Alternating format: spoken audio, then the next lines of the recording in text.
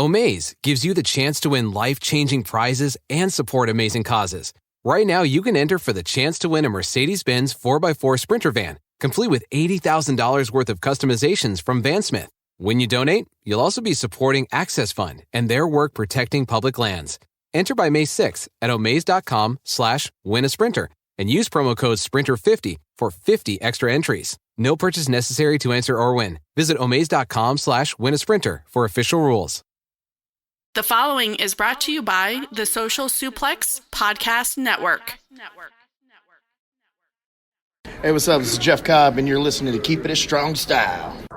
Yo, this is Rich Latta from One Nation Radio. This is brought to you by the Social Suplex Podcast Network. We present to you the Ace of Podcasts, Keepin It Strong Style. Let's go. It's the Ace of Podcasts, Keepin It Strong Style. Covering New Japan, they ready to hold it down. Jeremy Donovan and the young boy Josh. Come and hit a job out and bury all the frauds. From the Tokyo Dome over to the G1. Social Suplex is the network where we can get it done. I'm a chiller. Let them have it, cause this is just an intro. Keeping the strong style, 6 stars from the get-go, boy. Yeah, from Tampa Bay to the Tokyo Dome, this is Keeping It Strong Style with your hosts, Jeremy Donovan and the young boy Joshua Smith. And thank you for listening. Welcome to Keeping It Strong Style, the ace of podcasts on the Social Suplex Podcast Network. Jeremy Donovan here with the young boy Josh Smith. On today's show, we'll be reviewing Wrestling Satsuma no Kuni, Wrestling Dontaku, answering your questions, and covering all latest news in the world of New Japan Pro Wrestling. You can support our show by subscribing to the Social Suplex Podcast Network or Keeping It Strong Style on the podcast app of your choice and leaving a rating and review. You can also get all the podcasts and columns over at socialsuplex.com. Check out our Pro Wrestling Tees store, ProWrestlingTees.com/socialsuplex. That's where you can get your official Keeping It Strong Style t-shirt. If you enjoy this podcast, please consider making a one-time or monthly donation by visiting socialsuplex.com/donate. Click on that donate button under the Keeping It Strong Style logo. This week's episode is brought to you by the NJPW EXT, the only browser extension for NJPWWorld.com with features like dark mode, improved translations and layouts, custom and shared playlists, synchronized viewing parties, and much, much more. It takes NJPW World to the next level. You can visit njpwext.us today for details. Young boy, happy belated Bullet Club Day. May the 4th be with you, and happy early Cinco de Mayo. Yeah, man. Eat, pray, love. You know what I'm saying? In this house, we forgive. In this house, we learn how to... Do you know that shit? Yeah, I've heard of that. Oh my gosh. How you doing, man?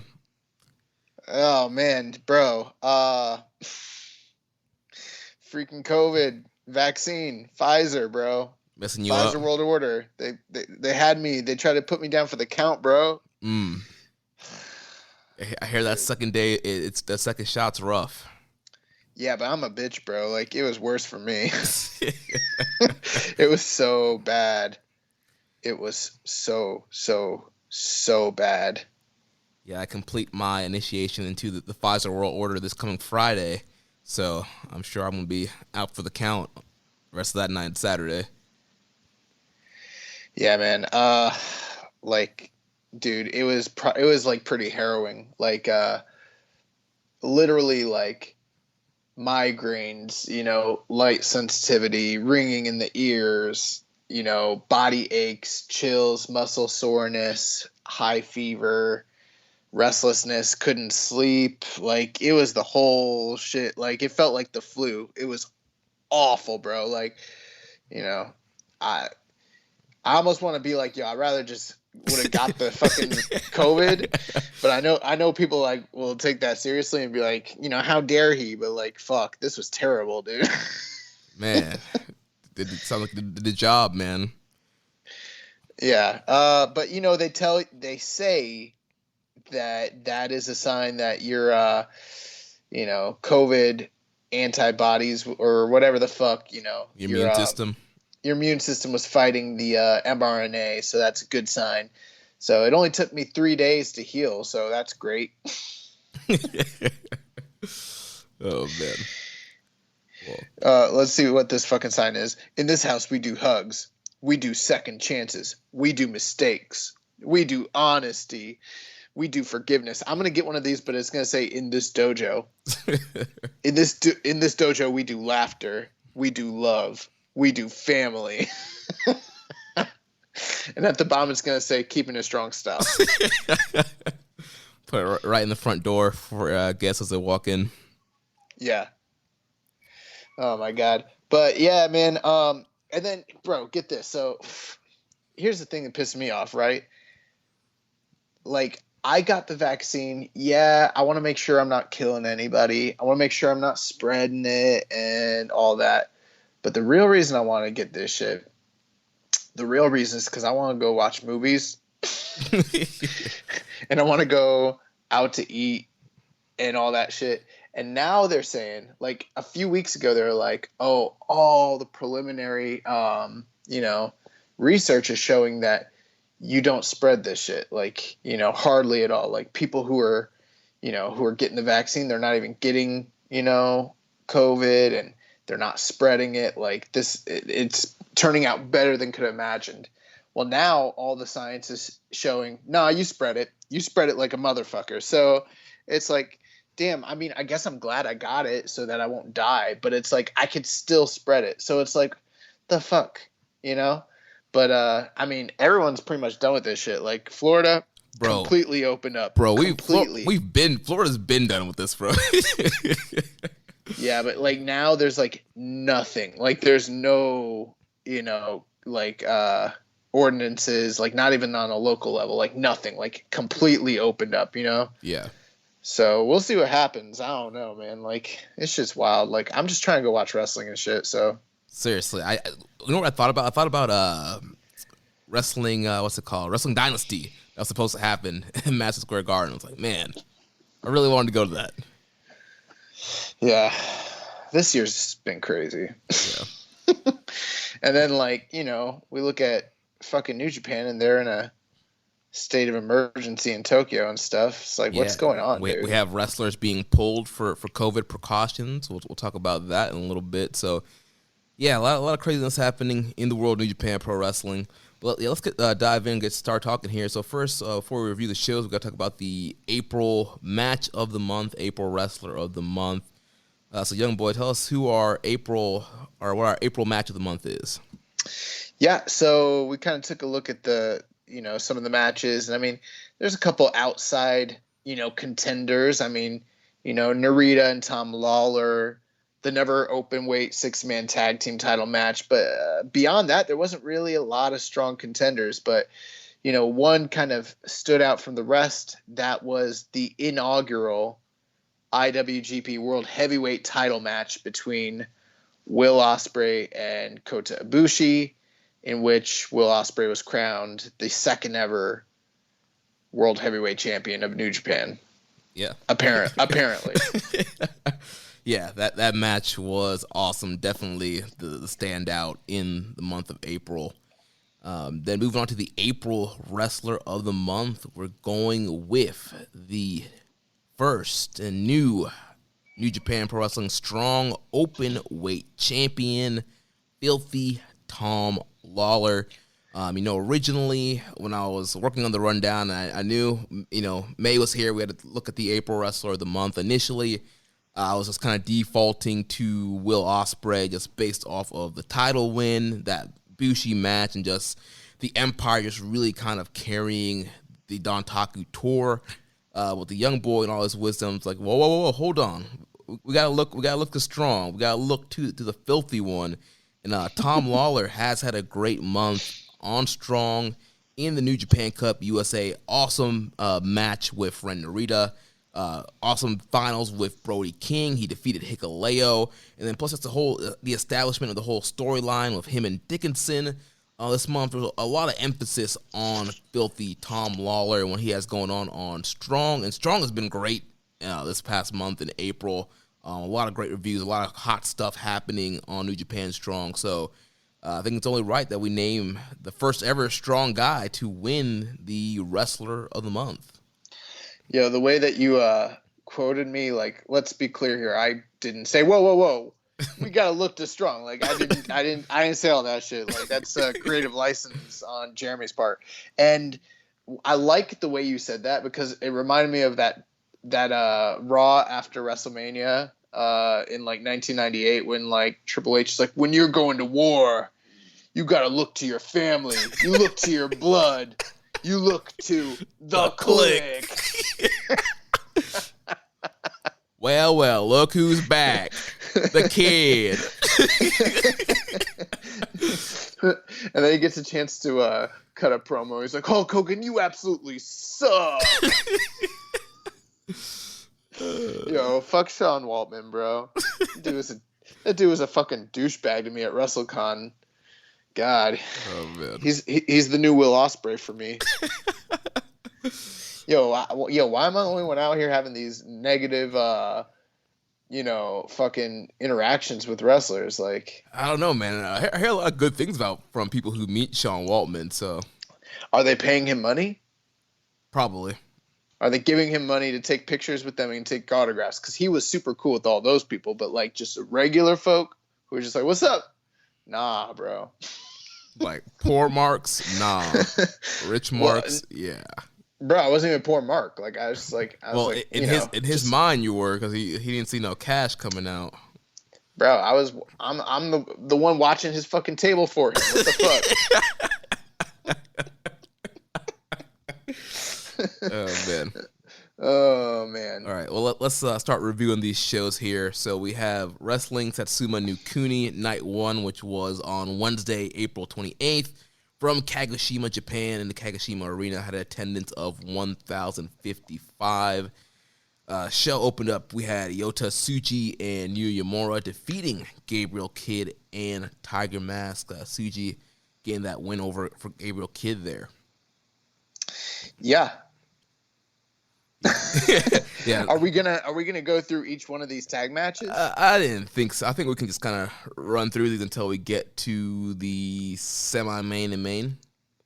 Yeah, most of this stuff. I mean, I watched these shows. Most of the stuff, there was not even really that much to comment on. Which I was a little surprised because, seeing the fact that it was Satsuma no Kuni, I was kind of expecting this to be, a step above, like a Road to show. And I guess in a sense it was, because there was a strong semi and main event on paper, I suppose. But this felt like just a Road to show in just a bigger building. Yeah, this was just a Road to Plus show is what this was. Especially with the following match of Gato and God versus Doki and Dangerous Tekkers. Nah, I like this shit. Well, this match, after almost 8 minutes, ended in disqualification. Taiji coming in with the ladder. Ref calls for the DQ. Also setting up the match that was going to come later. Well, that's not really what I liked. I just like Doki almost fucking Bro, Doki is almost killing himself. Every night.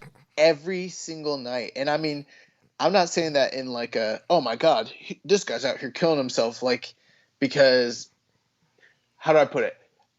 It's not like when you're watching a Hiromu match and everything goes off without a hitch, but he's still like getting hurt because how could you not taking a senton off the top? I'm not saying he's almost killing himself in that sense. I'm talking about literally this guy is almost a hair's breadth away from dying every single night. Like, just an inch or more like into the cement, and like he's cracking his skull or breaking his neck, and this dude is doing it every night. Like, this, what the fuck is going on with Doki, bro? Dude, like, this man is saying, I am not going back to Mexico. I am not going back to the low-level indies, to the mud shows in Guadalajara. Like, I'm not going back. Bro, I think Doki's fine at this point. Like, let's say worst case scenario, New Japan cut him. Man, he's going to walk into Big Japan and be top dog in the junior division, like, right away. This man's going to walk in with some clout into whatever fucking, he'll be the All Japan World Junior Heavyweight Champion like by year's end. Like that's where he's at this point. But he doesn't want that. He wants that Ohbari money. He wants to wrestle in the Dome. He wants to wrestle in Yokohama Stadium. He's gonna be the JTO World Champion, bro. Like this man has fucking got it made now. Like someone needs to grab him and be like, "Stop flinging yourself head first into the ground. What the fuck are you doing?" Oh man, yeah, he's a madman. Oh, one thing though, did you notice from the last match? Have you noticed how ripped Gabe Kidd looks right now? Yeah, freaking shredded. Like holy crap. Anyways, yeah. So yeah, this match ended in DQ. They kept it short, 7 minutes 53 seconds. So at least for those who did not like it, which I could see why you wouldn't like it, they didn't overstay their welcome. So unlike some other matches on this card. Yeah. Yeah, post-match, Taichi, he continued to choke out Tama with the ladder. Saber got the mic and vowed to tap out Tangaloa at Wrestling Dontaku. So then we go to the third match. We had Hiroshi Tanahashi, Master Watto, and Ruska Gucci defeating the Bullet Club team of Gato, Taiji Shimori, and Yujiro Takahashi. There's actually a little story that's started developing here from this matchup between Master Watto and Taiji Shimori. Both men are trying to stake their claims for junior title shots. And, of course, Ishimori's like, Watto, just because you beat Despy, several months ago doesn't mean you're next in line. So both of these guys are kind of vying for the next title shot. I thought you were going to say the story was Tanahashi's abs. And I was like, bro, that's not a story. That's just complete, honest transparency. I haven't noticed anything between Watto and Taiji Ishimori. This match is purely background noise for me at this point. Well, a lot of it came from like the backstage promos. See, I haven't even, with how many shows we've been reviewing, I haven't been watching the backstage comments at all. Yeah, the backstage comments. Yeah, Ishimori kind of cuts the promo link, like he was like, talking about he wants a title shot and Watto shouldn't get it, and then the more they interact, you see the more the match kind of focuses around them later on in the tour. So they're building something there. Gotcha. Then fourth match of the night, we had the United Empire, Aaron Henare, Great Okan, Jeff Cobb, and Will Ospreay defeating the LIJ team of Bushi, Sanada, Shingo Takagi, and Tetsuya Naito. This feud right here has pretty much been carrying this tour. The United Empire's carrying New Japan right now. But these matches are always good. These 8-man tags have especially been standouts for me. Not just the interactions between Will and Shingo, but Jeff Cobb as well. Great Okan, Hanari's doing his job. Sonata's always great in the tag environment. Like everyone's playing their part. Naito, Bushi, so yeah, this stuff's just really gelling. Yeah, and once again, Cobb finds another innovative way to give Bushi the tour of the island. He catches Bushi in a code breaker position and flips him up and gets him into the tour of the islands. 1, 2, 3, and United Empire. I'm pretty sure he told him he's taking the tour, baby. No, I'm dead ass. I think it is. I think that's what he said, like, on there. Bro, I, like, fucking lost it. He's like, you're going for the tour, baby. Then the semi-main event of the evening. The KOPW Provisional 2021 match for the in the Creation of Darkness blindfold match. Toru Yano defeats Evil. 14 minutes and 58 seconds.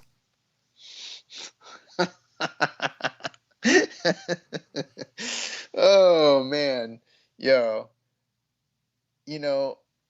It's just a story. This whole thing with Evil, it's a story, and it's the most interesting thing happening in New Japan right now. We just have to see how it plays out. Have some patience. Give Gato some time. He's making a star here. That's what they told me. Oh, this KOPW, this thing is going to be a really, really good thing. The second half of the year, that dead space between G1 and Wrestle Kingdom, it's going to give the guys something to do, raise the stakes, new and interesting matches, a twist. It's gonna be great. How about it now, motherfuckers? Oh man, this match honestly was nothing special, but I did get some entertainment out of this match because of how bad. There was some stuff I liked. It was fine, but the best part of this was just the catalyst of seeing these two things that everybody was telling us about that it was going to be great, just kind of blowing up in everybody's faces, and just scrolling the timeline, seeing all the people that were coming out here defending Evil every week, being like, "Oh man, I wish I wouldn't have defended Evil out here." Yeah, they got me looking embarrassed out here. I wish I could walk back everything I ever said. How about you walk it back? Just walk it back. Say, I was wrong.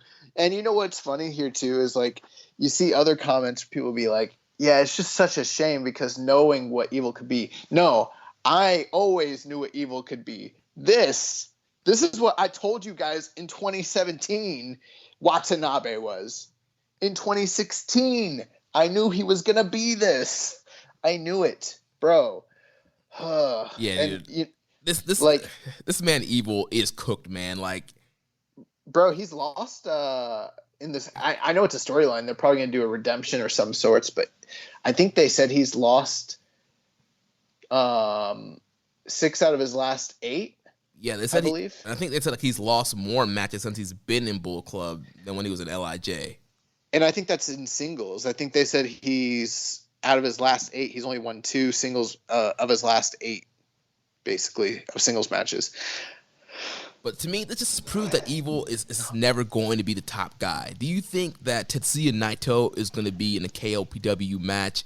Is Will Ospreay, Shingo Takagi, Kazuchika Okada? I know he was in the 4-way, but I don't see Okada ever being in a darkness blindfold match.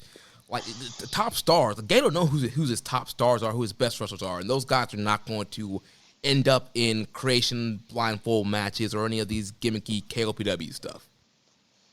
Yeah, I don't know, man. This and 15 minutes. I mean, bro, you know what's funny? Looking at this and you showing me it's 15 minutes, I kind of thought that was wrong because this felt like 25 or 30 minutes. It felt like a normal Evil match. It felt long as fuck. I was like, whose idea was it for this thing to go this long? In my opinion, this was the worst KOPW title match so far. Yeah. I disliked it more than the Fale match, the Body Slam one, all of them. Like it wasn't good, man. It wasn't good. It's kind of embarrassing. And what's really embarrassing about it, and I'll stop going after the people, from before. What's embarrassing about it is the company has invested so much time, energy, and screen time to this. This is one of the most well built up matches of the month, of the quarter. They really have been building for a long time to Evil and Toru Yano. And I just feel like we could have done something different. What? I don't know, but literally almost anything would have been better than this. Yeah, and I felt the whole long bill actually killed this match, because by the time we got to this match, we've seen 100 times both of these guys putting hoods on each other's heads and turning the lights off and getting the pins by putting the hoods on. So, like, there was nothing really special about seeing them do that in this match. There was some interesting things. Fair's fair. The one thing I really enjoyed was... What's the name of the timekeeper? I'm blanking now. They said his name, and I always forget his fucking name. But he's got... So Evil's got Yano against the barricade next to the timekeeper's table, and Evil takes the fucking... the blindfold and puts it over the timekeeper. Yeah. And then rams fucking Yano into the barricade, and it hits the table into the timekeeper, and it just sends him flying. Like, that shit's gotta be so dangerous. Like, you could easily break someone's rib or something like that, but like, that man's a G. Like, he took that bump like nobody was watching. Like, it was crazy. Yeah, this man be taking bumps like every night for Evil.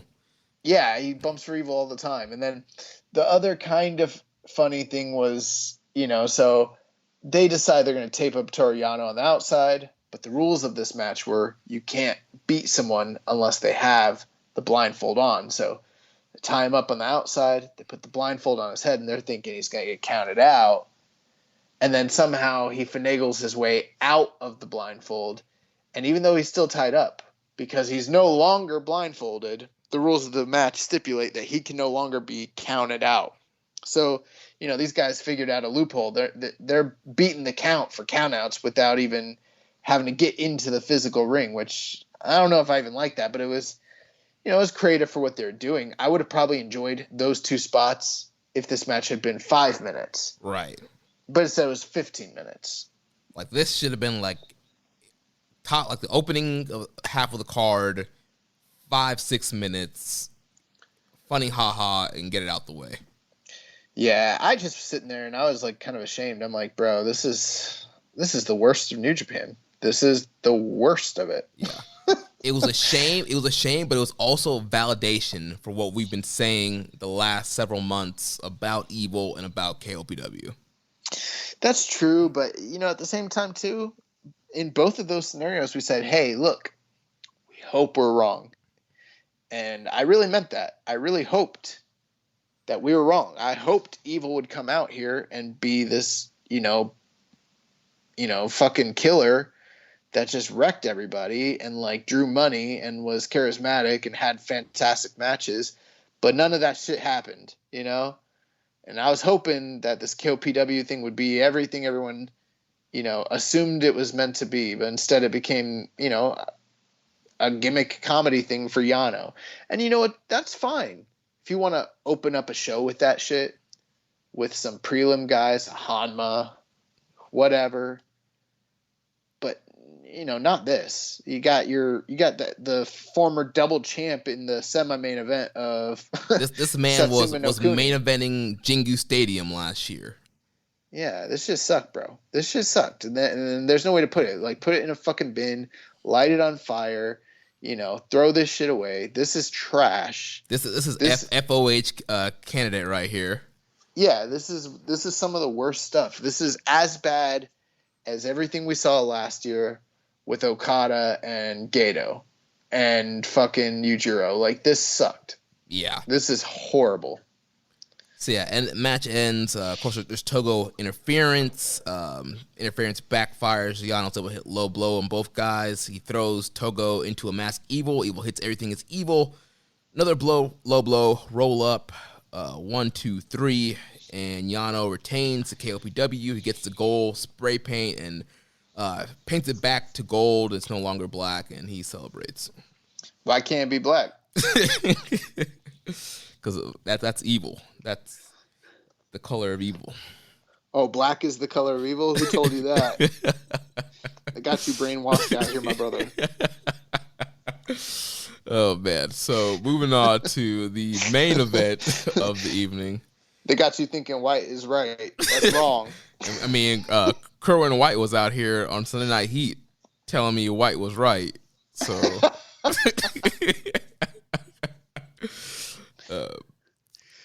main event, the IWGP Junior. For Christmas, I'm getting everybody at Social Suplex Koofy hats. Oh man. But Junior Tag Title main event here. Pungi 3K, Sho and Yo retain their titles against Desperado and Kanemaru. 27 minutes and 10 seconds. Oh man, this was the 5th IWGP Junior Heavyweight Tag Team title match between Roppongi 3K and Suzuki-gun. It's not the 5th junior title match that they've been involved in together, because they've been involved in other multi-man matches. This was just the 5th straight up one-on-one tag team match that they've had for the titles. And this doesn't include all the other tournament matches, feud-based matches that they've had, just title matches. And this was one of their longest, 27 minutes, 10 seconds. And I don't know, man. There was nothing that stood out to me here as being anything really I don't know, that I could sink my teeth into. I guess part of it was the fact that they followed that terrible KOPW match, but then the repetitive nature of seeing Roppongi 3K and Suzuki-gun again. I guess there's the one thing I could take solace in is the fact that Sho picked up the win. That was cool, I guess, since that kind of plays in the story, I guess. And also the fact that I called Roppongi 3K retaining last week. But other than that, I don't know. Yeah, I mean, honestly, if you've seen one Roppongi 3K versus Suzuki-gun match, you've kind of seen them all. And honestly, I felt like this match was pretty much a Control V, Control C, Control V, copy and paste of their match we just saw recently, where a lot of the focus was on attacking Yo's knee, Yo selling, and having to get Sho in there. And then they beat their heat on Sho, and Sho's the one that kind of has to come back and get the win at the end there. But yeah, and that's fine typically, but it doesn't work for me personally here, because when this man came back from surgery and he came back from rehab and he's got the repaired knee, he should have lost due to the impairment. He's already shown that he could overcome the odds of them targeting the knee and that it's not a detriment to him. So why in the rematch would I have any sort of emotional response or investment to that story once again when they already told it, Yeah. And they told it wrong the first time. He should have lost. That's what happens 99% of the time in Japan. It doesn't matter who you are. It doesn't matter if your name is fucking Antonio Inoki. If you come back from an injury, long layoff, you do the job, and then there's a compelling story about you getting back to where you were, you overcoming that obstacle or injury. But they brought Sho back and he was good to go night one. So, I mean, A, it takes all the nuance out of the split, and if there even is one, and B, it takes all the nuance out of the injury. So, yeah, I don't know why they went back to that story. I would just move past it at this point. Right, yeah, I think it would have been more compelling and gave them like a reason to have a rematch and have them win the belts here. It's like, all right, we found a way to overcome the injury, but it's like, no, like we overcame the injury, like you mentioned, day one. It's like, and we just did it again here. So yeah, not much here to really sink your teeth into this match. I mean, it was a good match. It was good work in there. Nothing wrong with it, but it just didn't hit that next gear, next level. If you're going to do a rematch so close to each other, there needs to be some nuance, some more, kicking it to a next gear, something that kind of differentiates it from the previous matches, and that didn't happen here. Yeah, and I don't think we're alone in this. I'm looking at Cage Match. They're sitting at 6.7, That's like a little over 3.5, 3 3/4, maybe, if you're being generous. So that's fine. I mean, that's probably what I would go with this match. And I just think the juice was out of the match. It's not even that the work was bad. The work was good. It's just the juice wasn't there. But, I think the logic is what we talked about last week when we said that there are certain patterns, booking-wise, that Gato has. And I think you tried to go the opposite way and sort of, with your prediction, you try to switch it up a little bit. And I just kind of stuck to bread and butter. I said, nah. They've got a challenger coming up, in the next few days and Sho. They need to make him look strong. So he's going to retain. And that's exactly what they did here. Yeah.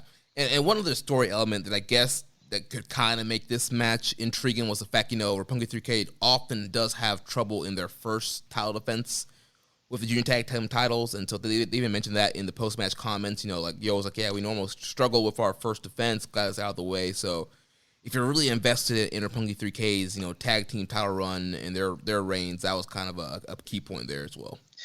That is true, except for they also have already gotten over that hump, the hump of they can't defend the title successfully. Well, they already have in the past with their previous title reign. So, I mean, yeah, I guess there is a little bit of a factoid there, if you're, Chris Charlton or if you're Samsa and you're doing the stats and you're Kevin Kelly, you want to throw something out there, but I don't even think that's really a defining narrative at this point, honestly. Right. We did have a question here from Karen. She says, how would you telegraph the split of Roppongi 3K? That's interesting. So, I mean, telegraph means to, basically tell someone that something's coming. When you telegraph a punch, it's when you wind up and they can see it coming from far away. So I'm assuming what she means by that is, how would you start really, making it known that that this split is on its way, prior to it actually even happening. Yeah. And I'm not sure about that. I mean, what would you do? Well, I think they might be kind of doing that already. So post-match here, they cut a promo and talked about wanting to, wrestle, Yo winning the title and them wrestling each other for the title. So I think it's a little comment like that could kind of plant the seeds and be like, all right, well, they want to compete. And then obviously they both want to be better than each other. And then one of them is kind of maybe taking it too far when they do eventually face off. Yeah. I'm kind of struggling trying to figure out what's the best scenario because, it's got to fit within the stylistic storytelling confines of New Japan, the presentation of their product. So it's not like we're going to have like Sho and Yo sitting down on the couch on someone's talk show in the middle of the ring, Right. We're not going to get like a backstage vignette segment where, Sho's on his cell phone and CCTV has caught him like talking shit about Yo. Yeah. I mean, another way you could do it, I guess, if depending on when Best of Super Junior happens, if it's a dual block, you could have a scenario where like both they're in separate blocks and they both make it to the last night. Whereas if they both win their last matches, they're both going to finals and they're hyping up. Yeah, it's going to be our Roppongi 3K all finals, but then only one of them makes it through. The other one drops the ball. And that one's jealous of that one going into the finals, and that kind of builds up some animosity there. Yeah, I struggle with this question myself because I just don't know. I mean, if you want my honest answer, I feel like the recipe and everything you needed was right there with the return of Sho. Yeah. And with, the way that they should have played out the title challenge. Like, I think that they should have lost. I don't think they should have won the titles in such dominant fashion as they did. Because I think that kind of takes a lot of the air out of the tension, And I mean, sure, I guess you could tell yourself, that the story is that Sho is the one who's behind right now and Yo's getting all the attention, but I mean, come on, who are we kidding? Sho's been the focal point of this team the entire time. Right. Yo just got a finishing move. Yo just got gear in a finishing move. Like, let's not fucking lie to ourselves and say that like he suddenly Kota Ibushi to Sho's, fucking Kenny Omega. Like, this is not exactly the Golden Lovers, Right. So I don't know how you tell that story. I struggle. I don't know, man. I think I've thrown the same thing out there as you, where I in the past where I said like, there could be tension between them at a Super Junior, that makes sense. They've never done that. They've never really hinted at a split at all. This is the first time that there's any sort of rift. And I mean, when you kind of compare it to, like, say WWE, for instance, they love splitting up tag teams. They do it all the time, and to varying degrees of success. But they love splitting them. And I mean, if this was the quote unquote rift, I mean, this doesn't even register in terms of like what WWE usually does with, all of a sudden guys just like got beef. This is nothing like that. Right. This isn't even on the same level as like, say, Brett and Owen when they started, having issues. Like, so I don't know, man. I don't know. I guess I would just, I don't know what I would do. Yeah, I mean, there's things you can do, but yeah, it's just do they even want to do it? And I guess we'll see. You know, they mentioned competing against each other, and maybe that just ends up being a friendly competition, and nothing, it's all fine. So, right, and that's something. So she posted this, and then a couple other people were like, "No, they can't break up." And like Karen was like, I don't want them to break up. However, for them to grow, I understand and realize that they need to split to allow their careers to advance and do other things. And I'm at the point like you where I'm like, are they even gonna break up? right. Like, are they trying to fill room and facilitate, them as being superstars in the junior division? Like, I hope so, but I mean, I don't know, man. With the way things are going in this company right now, like I've lost faith in the booking. Man. Yeah, I really have. I've lost faith in the way that they book. And it's ever since Dick Togo fucking came around, bro. Dick!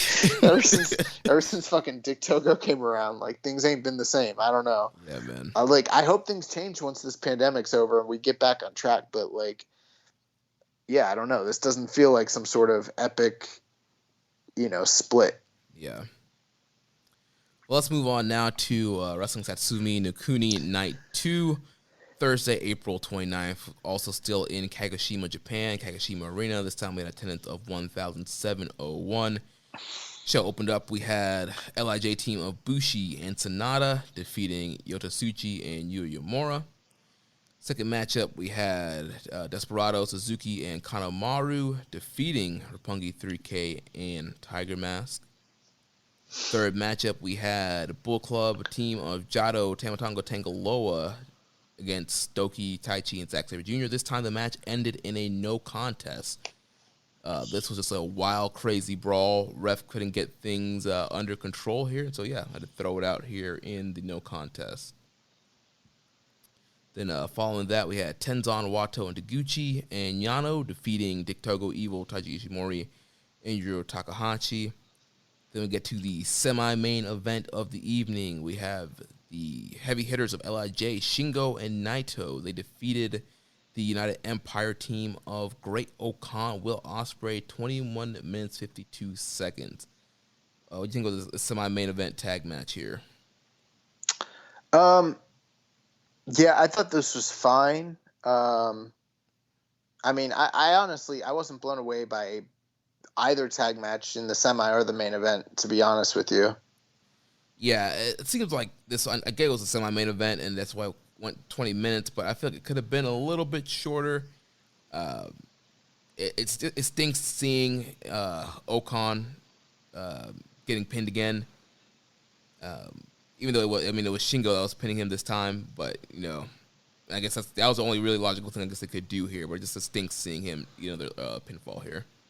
Yeah, I mean, I'd probably go 3 1/4 on this match. It was fine, but I mean, yeah, I mean, I don't know. It felt like the story's kind of already told, so I wasn't really totally sure what even the point of the match even was, Yeah, I think it's just more of a preview. Ospreay and Shingo, and their interactions were obviously great here in this matchup, but we kind of know that, and so then Naito and Okan was done, so it just kind of felt like a little filler there. Then the main event, we had the return of Kota Ibushi, first time being seen since losing at Sakura Genesis, back here in his hometown without the title, and teaming up with Hiroshi Tanahashi to reform Golden Ace here tonight. So Golden Ace, they defeated the United Empire team of Aaron Henare and Jeff Cobb. Ibushi, like we said last week, just put his knee through Aaron Henare's dome, get the win here, hit all their Golden Ace tag team moves here, and they're setting up a Jeff Cobb versus Ibushi matchup here. Post-match, the Sakura Genesis, Cobb laid out Ibushi. There's been a lot of jaw-jacking there, and just Kevin Kelly's been hyping up, Ibushi wanting to get his hands on Cobb, and it looks like this is potentially going to be a matchup at Yokohama Stadium. Yeah, I'm excited for that match. I have been since Jeff Cobb attacked Kota Ibushi post-match when he lost the title. This match was fine. I don't know, 3.5. I suppose. I thought it was a good preview match for what's to come, but for a Satsuma no Kuni, this seemed kind of strange to me, being that it was a main event. To me, this is a road to match. Big names, but no stakes. It's a preview. Surprisingly, they still drew more, 1,701. So, I mean, they did almost 700 more people.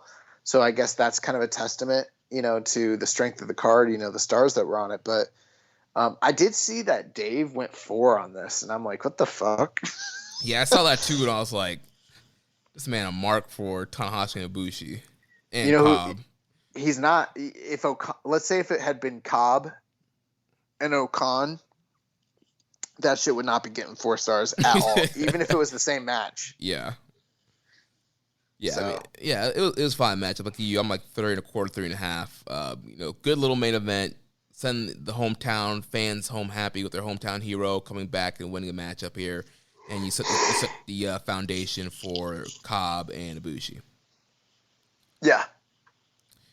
So now we're going to move on to Wrestling Dontaku, Night 1, Monday, May 3rd. We're in Fukuoka at the Fukuoka Convention Center. We had an attendance of 2,211. Of course, this was a Bullet Club Day anniversary of the Bullet Club, and the show opened up with some Bullet Club members in action. We had Dick Togo Evil, Taiji Shimori, and Yujiro Takahashi defeating Hiroshi Tenzan, Master Watto, Risuke Taguchi, and Toru Yano.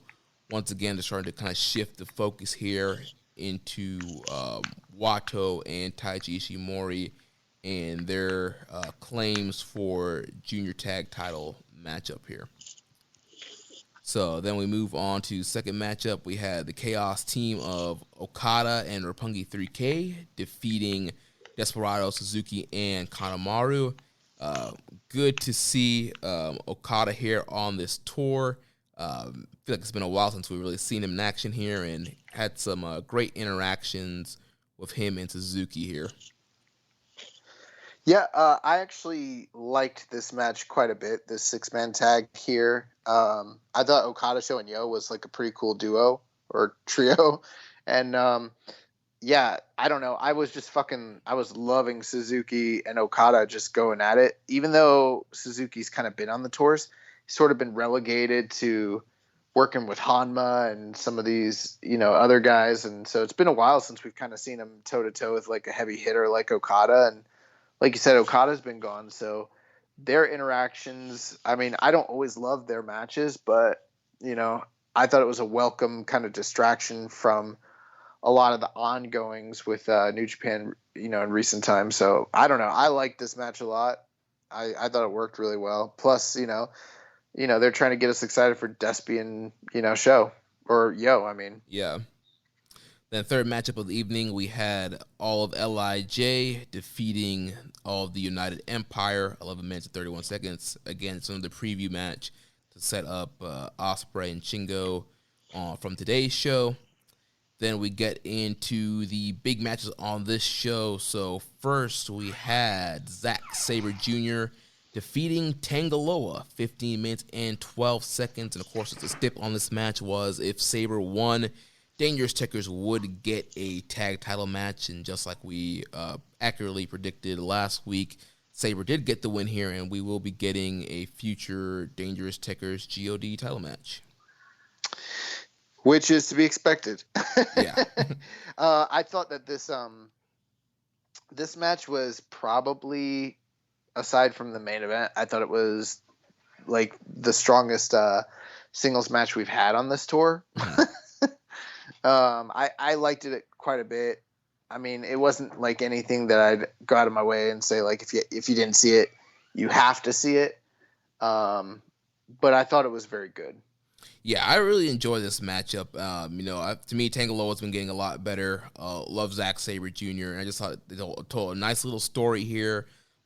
Saber trying to submit Tangaloa, out-wrestle him. Tangaloa outpowering him, even Tangaloa trying to, tapped Saber out. There was one point where he got him in the crossface.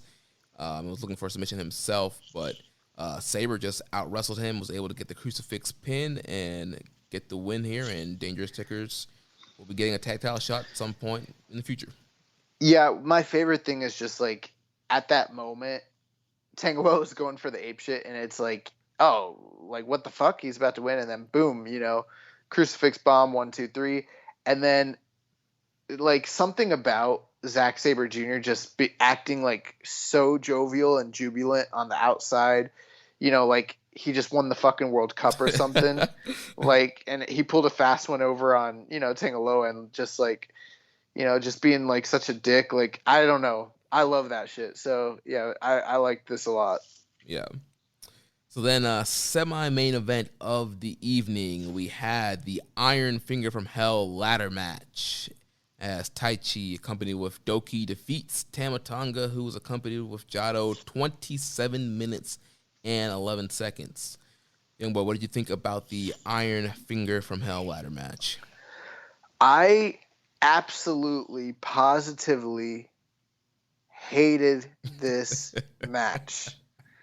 I had, like, some optimistic hope, and I think I voiced some of that optimism here on the show when other people, namely many of our listeners who were absolutely right, they asked us questions talking about how, neither of these guys are high flyers, neither of these guys are known for competing in this style of match and, working that kind of high octane, fast pace. And, they were kind of telling us that this match had all the recipes of being a stinker. And I kind of just dismissed that and hoped for the best, but I was wrong and they were right. And I'm not, afraid to admit that that's the case. And, yeah, bro, this sucked. This was not good. It was the opposite good. I think it was bad. Yeah, this was really bad. One of the worst. And we haven't talked, like, at all. Like, so I don't even know how you feel about any of this shit either. Yeah, bro. This is one of the worst ladder matches I've ever seen. So fucking bad. And like I had a little bit of optimism too because of the God Briscoe Brothers ladder war that happened a couple summers ago at Ring of Honor. I was like, God did really good on that match. It was bloody. It was violent. They didn't do the Briscoes did a lot of high flying, but God didn't really do. But it was still violent, and there was some great spots. And I was hoping, because of the seriousness of this rivalry and how badly both these men wanted Iron Finger, that it would be a kind of hard-hitting, violent, brawling style ladder match. And we didn't get that. We got this kind of slow, plodding, ridiculous selling and spots of trying to get the Iron Finger, and yeah, this was just bad. There's, like, one point where, like, Tama's on the top of this little ladder, and, like, he's not even really on the top of it. Like, there's still a few more rungs to go, and his hand's on the fucking bag, and then he's, like, acting like, I can't get it. It's like, bro, your hand is on the bag, and Taichi's not stopping you. And then he's like, gotta go get another ladder. Yeah, that was ridiculous. The only thing that was good in this match, the only thing Doki was Doki and, Tangaloa's willingness to kill him. Also, let's not forget, we forgot to mention, everybody and their mother got involved in this match. So, yeah, there was tons of interference because obviously Gato and Doki were already out there as seconds. They were getting involved. And then at one point where Tama Tonga was about to win, Saber comes out, makes a save, then Tangaloa comes out, and then it's just a huge brawl. They're schmozzing. They're all getting involved. And then, like you mentioned, Doki, showing he's a real one, that he's Suzuki-gun for life. This man gets powerbombed through a ladder bridge. And it's not one of them WWE ladders where it's gimmick. This is one of it's a strong style ladder that was bridged up together. Those strong style ladders are weak style ladders. Like, they've got they don't break the fall at all. Right. If anything, they just turn into like jagged edges that you might impale yourself on if you like fall on the shit wrong. Like they need to invest in better ladders. Like I guarantee you, and I think I brought this up last week. Like they're just going to whatever local fucking hardware store is available in Fukuoka and just being like, all right, we need ladders. Yeah, dude, and you could tell because the referees had to hold the ladder down when they were climbing it. That thing was like so wobbly and flimsy. Bro, because they don't do ladder matches. That's why. Yeah, man. It's just funny. But yeah, best spot, was Tangaloa powerbombing Doki to the outside through the ladder bridge. That was literally like one of the only pops that I had throughout this match. Then towards the end, Tama Tonga goes to get the gun stun off of Taichi off the ladder through a table, but Taichi pushes him off. He goes to the table, and Taichi reclaims the Iron Fingers, but the stipulation of the match, he also has to retire the Iron Fingers, and so there was like a little like ceremony kind of thing to the end there when he, gave a shout out to Iska, and they played Iska's music, and the Claw is now officially retired. Bro, you want to know what I did? I watched this match. He grabbed the Iron Fingers, and then I said, fast forward, and I went straight to the next match. I had no idea that there's even like a ceremony, and quite frankly, like there's no part of me that is regretful that I missed that ceremony. There's no part of me that's like, oh shit, I should have paid more attention. I wish I wouldn't have fast forward so far. No, like I'm glad that I didn't see the Iron Fingers ceremony. Like I literally like as soon as the match was over, I was like, okay, Taichi has the fingers again. Why do I care? Why did anybody care? What was the audience's emotional investment, in this aspect of either man's character? Like, this is just time waste. This is just filler. I hate to be that guy, but that is what this is. This is shit. We're going to talk about some good stuff, but this is bad. This is two really bad matches on two pretty major New Japan shows, like almost back to back. Yeah, we did have a question here from Ian Jada's PR. It says, can you guys talk about the quality of Iron Fingers lore? I know we crack jokes about that silly tinfoil looking gimmick, but they've added some really good depth to Taichi's career story and layers to his relationships. I think that kind of storytelling is sometimes underappreciated.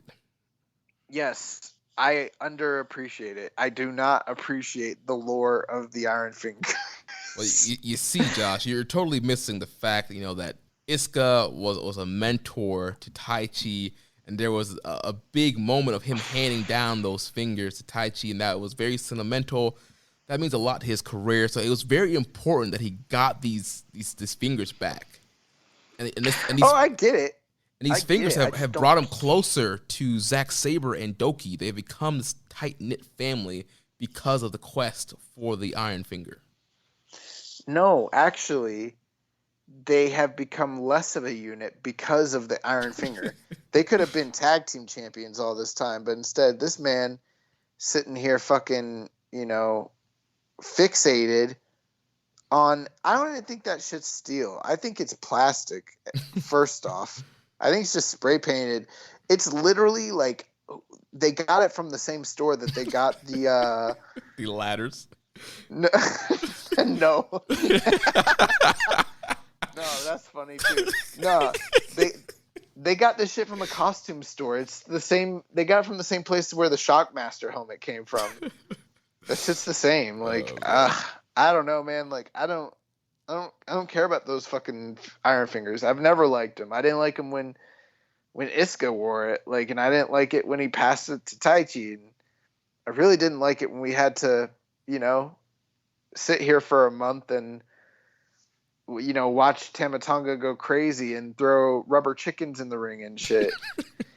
And a few weeks ago on this show, I complained about Bochan and how that got stolen, and I was like, oh, it's just a rehash of a better story. No, this was the worst story. I take that back. This was pretty bad. Like, I don't like this shit.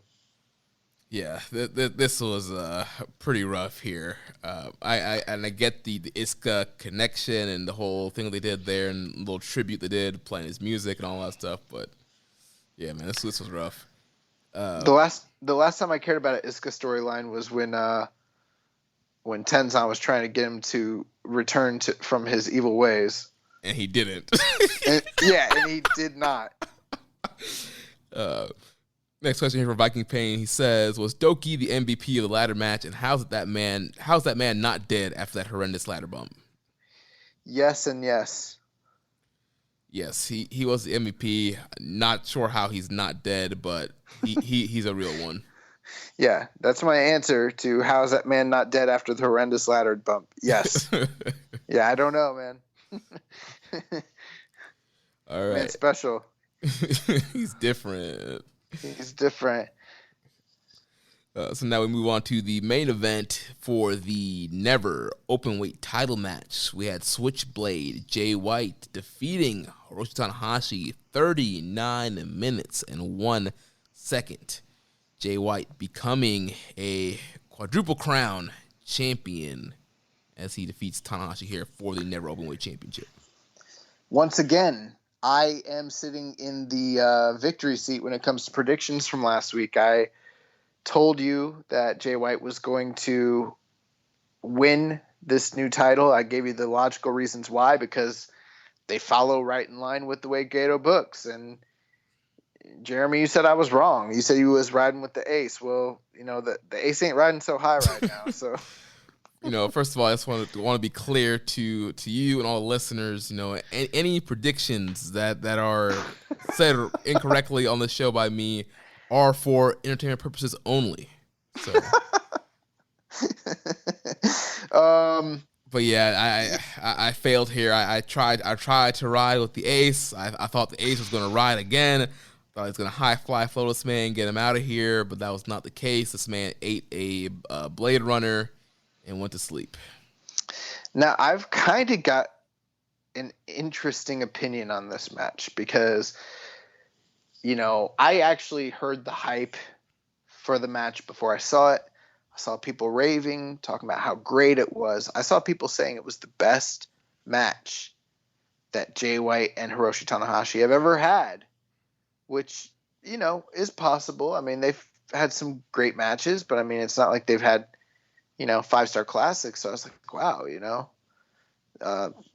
and then I looked at the scores, and I mean, cage match was an agreement, grapple was an agreement. And then I watched the match, and I thought to myself, when it was all said and done, that was a very good match that didn't need to go 40 minutes long. And by going 40 minutes long, it actually really decreased my enjoyment of the match overall. I didn't feel like that was a 40-minute titanic struggle or story. I felt like it was a 25-minute match told over 40 minutes, and I don't think it's anywhere near my top 2 or 3 favorite Tanahashi Jay White matches, not even close. I can see why some people have said that, but I think that this match really fell into it's a main event for a Dontaku. It needs to be epic, but I just didn't think it hit the mark for what it was aiming for. But maybe I feel like I'm in the minority. People are really giving this thing a great score and great reviews, and I'm just not there. I didn't really love this match, to tell you the truth. Well, like you said, we have not talked about this before we got on the show, but I'm pretty much in agreement with you. Again, like you, I saw people. I saw the cage match scores. I saw the grapple ratings when I was at work, and I was like, okay, something to look forward to when I get off. Watch this Tanahashi Jay White match. People are saying it's a solid main event. It was like about 8 on cage match. I'm like, all right, about 4 stars. And, people hate Jay White, so maybe they're underrating it a little bit. Maybe it'll be better than that. And I watched it, and like you said, really good work. A lot of stuff was executed very well in the match, but to me, it just felt too long. And we're gonna talk about today's main event, which was about the same time, which I was totally really.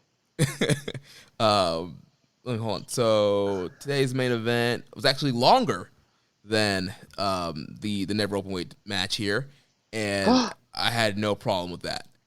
But yeah, I had no problem with it either. But this match, like you mentioned, also the focus here was on, Tanahashi tap out versus Jay White tap out, and them putting submissions and it being a body part match and working over the legs. And I just felt like at one point, like in the middle part of that, it just dragged because, like you mentioned, they went out there. It's like, all right, you have to go out there and fill 40 minutes because it's on Dontaku main event.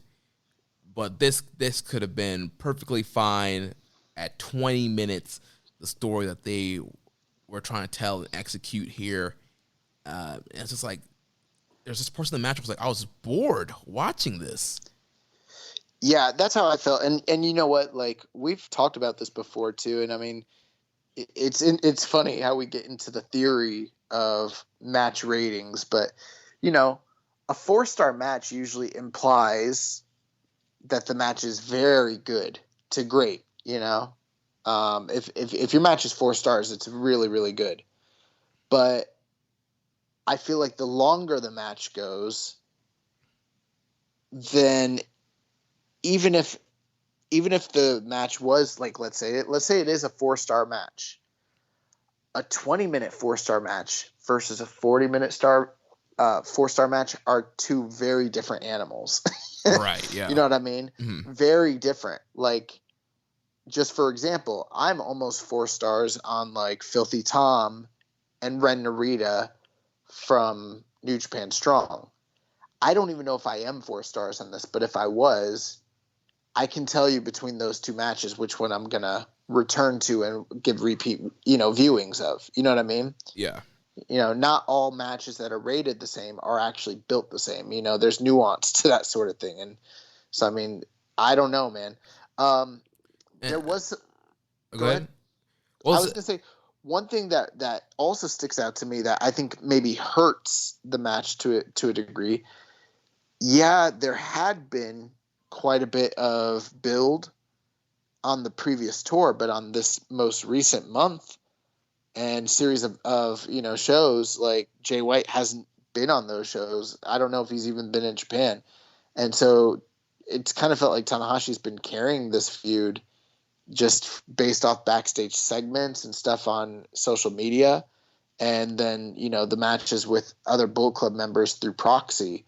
So I also kind of felt like the feud itself was a bit cold and maybe not even deserving of a main event. And not just that, but one last thing. The last match they had was in the New Japan Cup? Yeah. Opening round of New Japan Cup, and I was pretty much of the opinion that was the worst match they'd ever had. So kind of coming off the tail end of that match as well. When you kind of couple all these things together, it's not really, for me, pointing to a classic. I mean, and we talked about last week, like, of course, they've had great matches together. They're both world class. Like, are they capable of going out there and delivering? Yes, and they did to a certain extent, but I don't know, man. Like, I was left wanting. Like, I remember turning off the show and, like, my girlfriend's like, you didn't really like that match, huh? And I was like, I guess I didn't. Like, 'cause I wasn't marking out. I was kind of, like, bored. Yeah, and I think another thing that hurt this match, obviously a lot of the focus of this match was Jay working over Tanahashi's knee and Tanahashi selling. I think something that hurt was just also lack of crowd. Normally in this match you would have the crowd crying out for Tanahashi and trying to get behind him, and you just had silence, and there was nothing really to help you get behind Tanahashi in the moments of him having to sell through long periods of the match. Yeah. Now, they did tell a good story. Like you mentioned, there was the idea that both of them were trying to make the other one submit. What really was interesting was how both of them focused almost exclusively on the other one's legs. And we've actually kind of seen variations of the story play out between them in the past. I've always told the joke, you don't dragon screw with the dragon screwer when it comes to Tanahashi, and that's what we've seen a lot, very often in the matches between Jay and Tana, and that kind of came into play here. Both guys working the leg, both guys, really trying to take the base from the other one so that they could, set up their move. And we even saw them steal each other's, submissions at different points in the match. Yeah, Jay got him in the cloverleaf, and then Tana got him in the Fuller Special. Yeah, the Texas Deathlock, whatever it's called. I think it's the Ron Fuller Special, is it not? Is it? I don't know. I don't know. I don't know either. It's a reverse figure 4. Yeah, Indian Deathlock, right? Isn't that? It's not an Indian Deathlock. Regardless, no. His submission. Yeah, I think it's either the Ron Fuller Special or the reverse figure 4, but either, which might even be the same thing. But towards the end of this match, Tanahashi, he's pulling out all the stops. He's hitting the high fly flow to the outside, and right at the very tail end, he hits his high fly flow standing, and then he goes up top, and all he has to do is hit the high fly flow one more time, and he's probably got this thing wrapped up, and he goes for it, but instead of landing a proper high fly flow, he lands it specifically on the legs of Jay White, and Jay White sells really, really, really well there. He screams in agony, he's writhing around, and Tanahashi's got this devilish look in his face. It looked like he was I'm not just going to beat you, but I'm going to tap you out. And that's why he resigned himself to not going for the victory via his, regular method, the one that had worked for him, to beat some of these other guys in these never matches. Instead, he let his hubris get the best of him and went after the legs. And as soon as he did that, I was like, oh, he's going to fucking lose.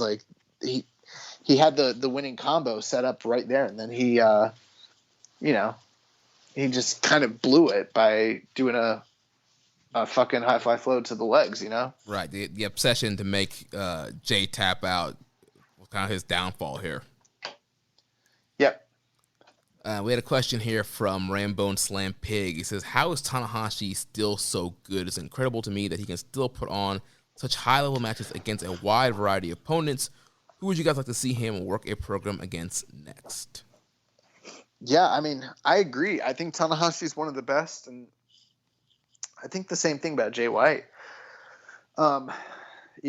And I know it kind of sounds like we're selling the match a little bit short. The stuff that was really good in the match is really good.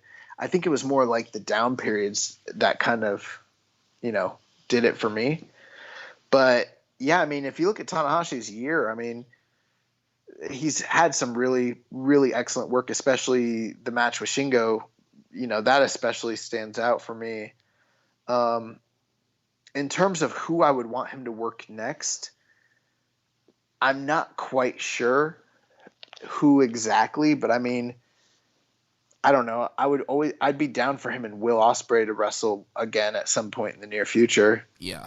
I think that's definitely, you got to do that match some point down the line. I'm not sure when, but that matchup makes a lot of sense. I think that would be great. There's also the Naito match that they were teasing that they never did. That's something you could do. That match doesn't really mean so much to me anymore, though, personally, because, the Naito match made a lot of sense when, Naito was still the man and, Tanahashi kind of had what Tanahashi wanted. But at this point, both of them have kind of been relegated. There is a story you could tell, obviously, but I don't know that I'm quite as emotionally invested in that match, especially given where both guys are in the company, at this current time. Yeah. Outside of that, I can't really think of somebody that I'm dying to see Tanahashi feud with next. Yeah, and see, that's the hard part. We've kind of discussed this. Is New Japan's at a point where they really have exhausted a lot of their matchups between their roster that have been here for quite a while, Yeah. And even some of the guys that they're bringing up. I love Hanare, and I can't wait to see him face some of these different people. But for instance, a Tanahashi Hinari match doesn't do much for me. A Sonata Hinari match doesn't do much for me right now either. I mean, I guess I had wanted to see him and Ibushi again. Yeah. But again, like, Ibushi's far from the title, and I think I wanted to see that kind of play out over the title with the idea that Kota Ibushi is the top guy in the company, and that's kind of gone by the wayside. So I mean, I think that's sort of why my head gravitates to Ospreay. I really wouldn't mind seeing him and Jeff Cobb, though. I think. Yeah, I think that could be a really good matchup. Hey, how about Tanahashi versus Jon Moxley?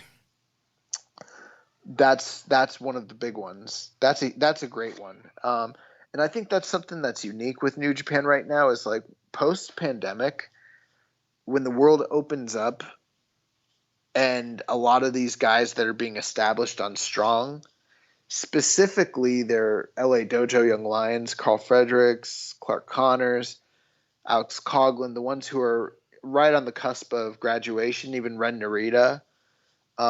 There's no telling what the landscape of the company is gonna look like once they've kind of injected some of those guys in.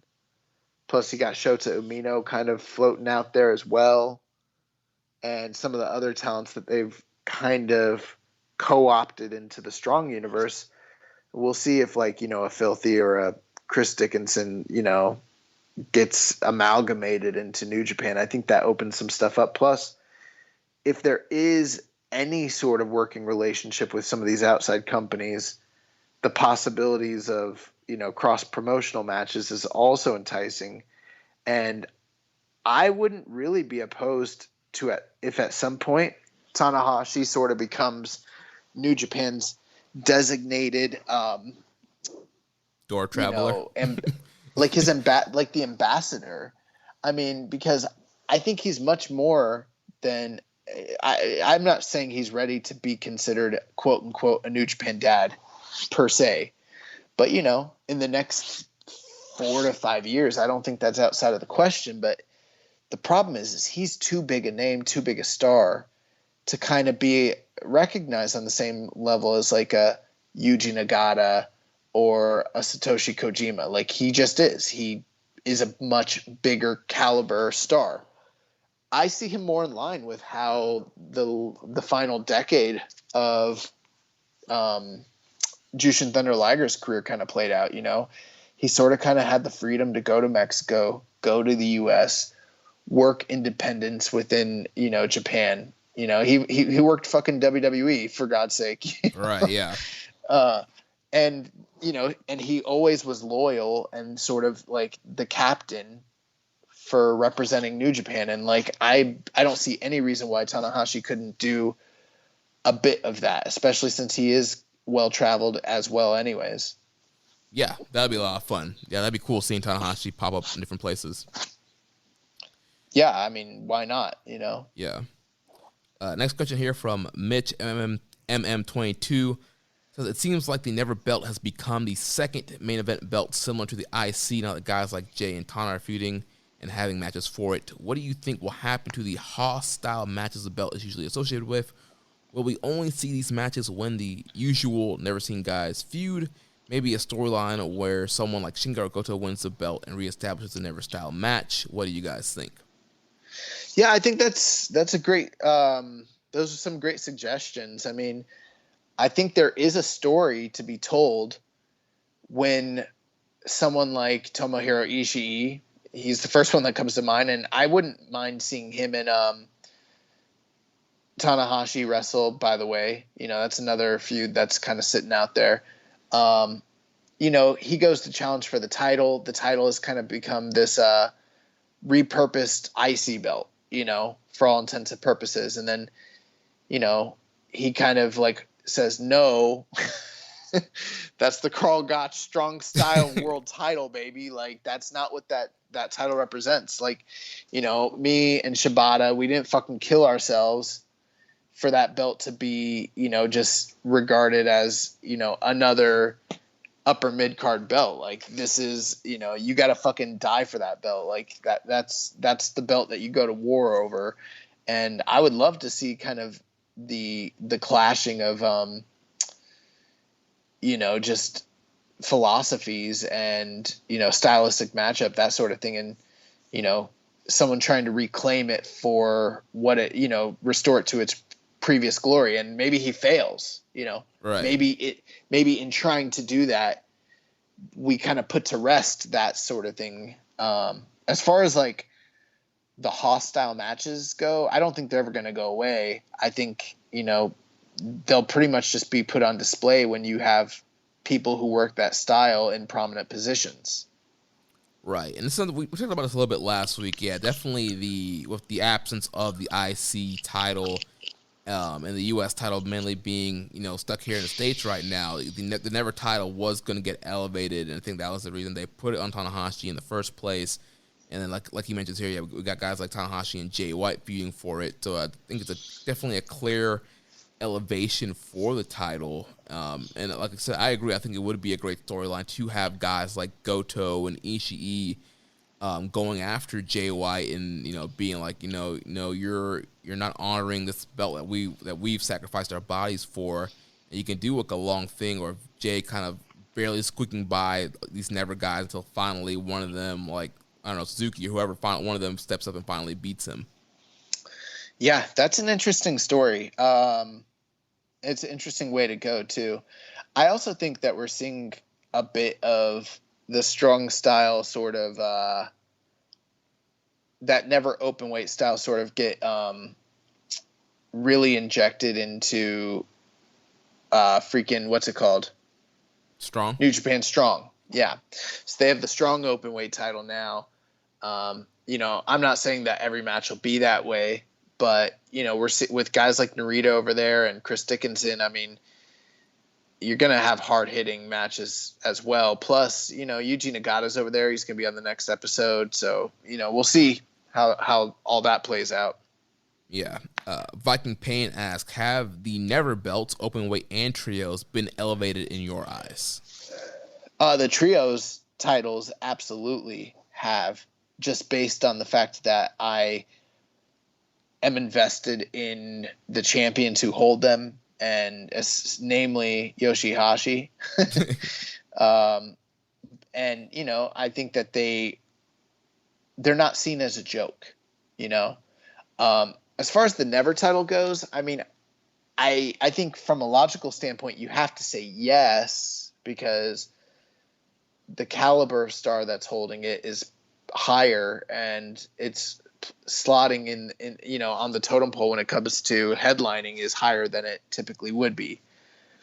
But conversely, I kind of would say also, like, I'm not totally sure, because even though they're trying to place it that way, I don't think it's really been fully accepted as being such. Right. People have seen it as a certain, a token representing a certain style. And, for a long time, it was, I guess here's the best way I can put it.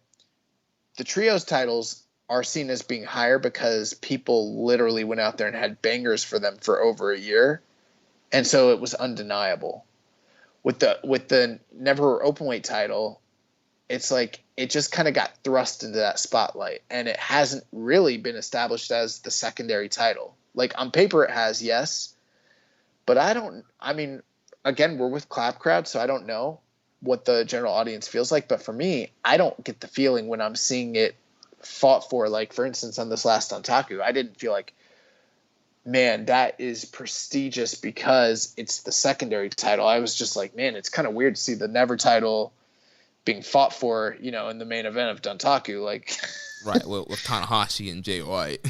Yeah, it just doesn't feel like what it was. And I haven't come around yet to accepting it for being what it is. And I think that there's probably some similar feelings that way for some people with, like, say, the new world title too, Right. But yeah, I agree with you. I definitely do think the trios titles have been elevated, and we've praised, the work that they've done there with Ishii, Goto, and Yoshihashi, just from, the Summer Struggle tournaments they did over last summer, and just all the different title matches they've had thus far, and, not hot potatoing the belt back and forth, and having some storylines and some build up behind their matches, and the matches just being really, really good. I definitely think has helped the case for the Never Trios belts. I would like to see maybe a little bit more frequent defenses from those titles. Besides that, I think Nah, Yoshihashi needs to hold on to this shit as long as possible. And then the Never title. I mean, to me, the Never title was always up there. I know, technically, in the hierarchy, I know technically it was not, the number 2 title wasn't considered up as prestigious as IWGP or the IC title. But the Never title has always had great matches, great bangers, and there have been times where the Never title has main evented, and so now I think yes, there's an elevation, I guess, booking wise, hierarchy wise, but I definitely think the Never title's always kind of been up there for me, at least from match quality. I agree with you in the sense that yes, it's always been up there because there've been wars that have been fought over it, high quality matches, big names, all that, yeah. But I think where I'm struggling with it is the fact that it's being presented so differently. It's almost like it's not even the same title. Right. This is almost like a reset. This match was almost a reset for the title. Yeah, it's like a rebranding. Like, yeah, it's the same physical belt. Yes, it's the same lineage. But the actual meaning behind it within the structure of the company, it's a reset. It's like a whole different belt. And that's why, yes, it is a promotion, but I think that I'm waiting to see how that title finds its new identity in this new slotting. You know what I mean? Right.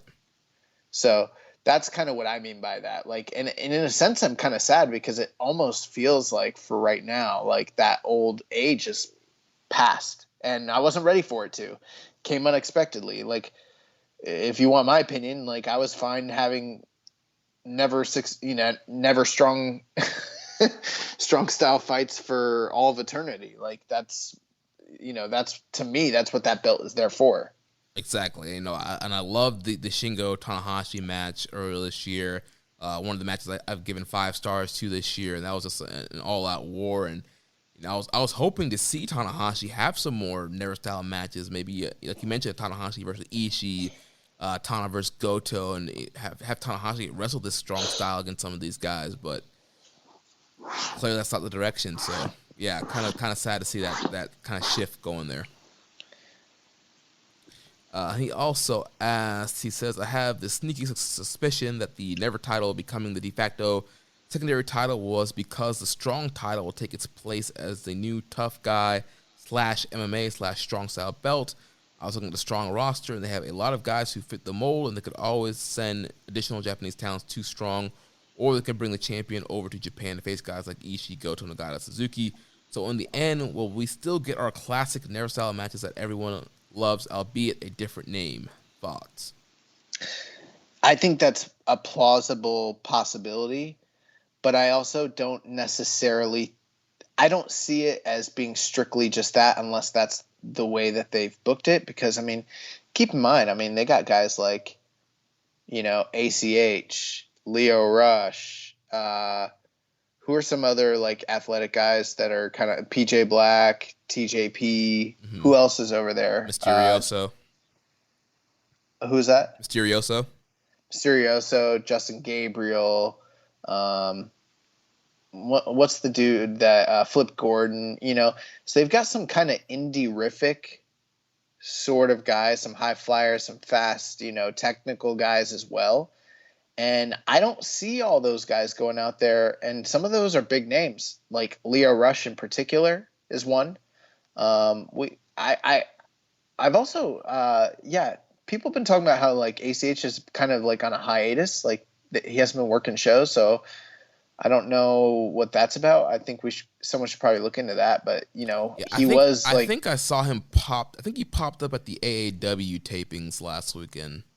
Okay, because I'd heard that they were doing the stuff with him and Fred Yehi, and then it kind of just fell apart. He wasn't doing the AAW shows anymore. So, but yeah, he's another guy that I'm not saying that they can't go out there and wrestle, with a hard hitting style, but I mean, it's not exactly Shibata.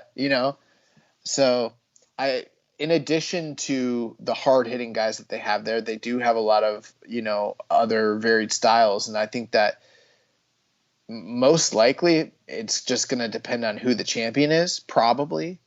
And I wouldn't be surprised if guys are just working a hybrid style over there, because I think that's what you see in out of like the West Coast LA scene wrestling, PWG stuff. Right.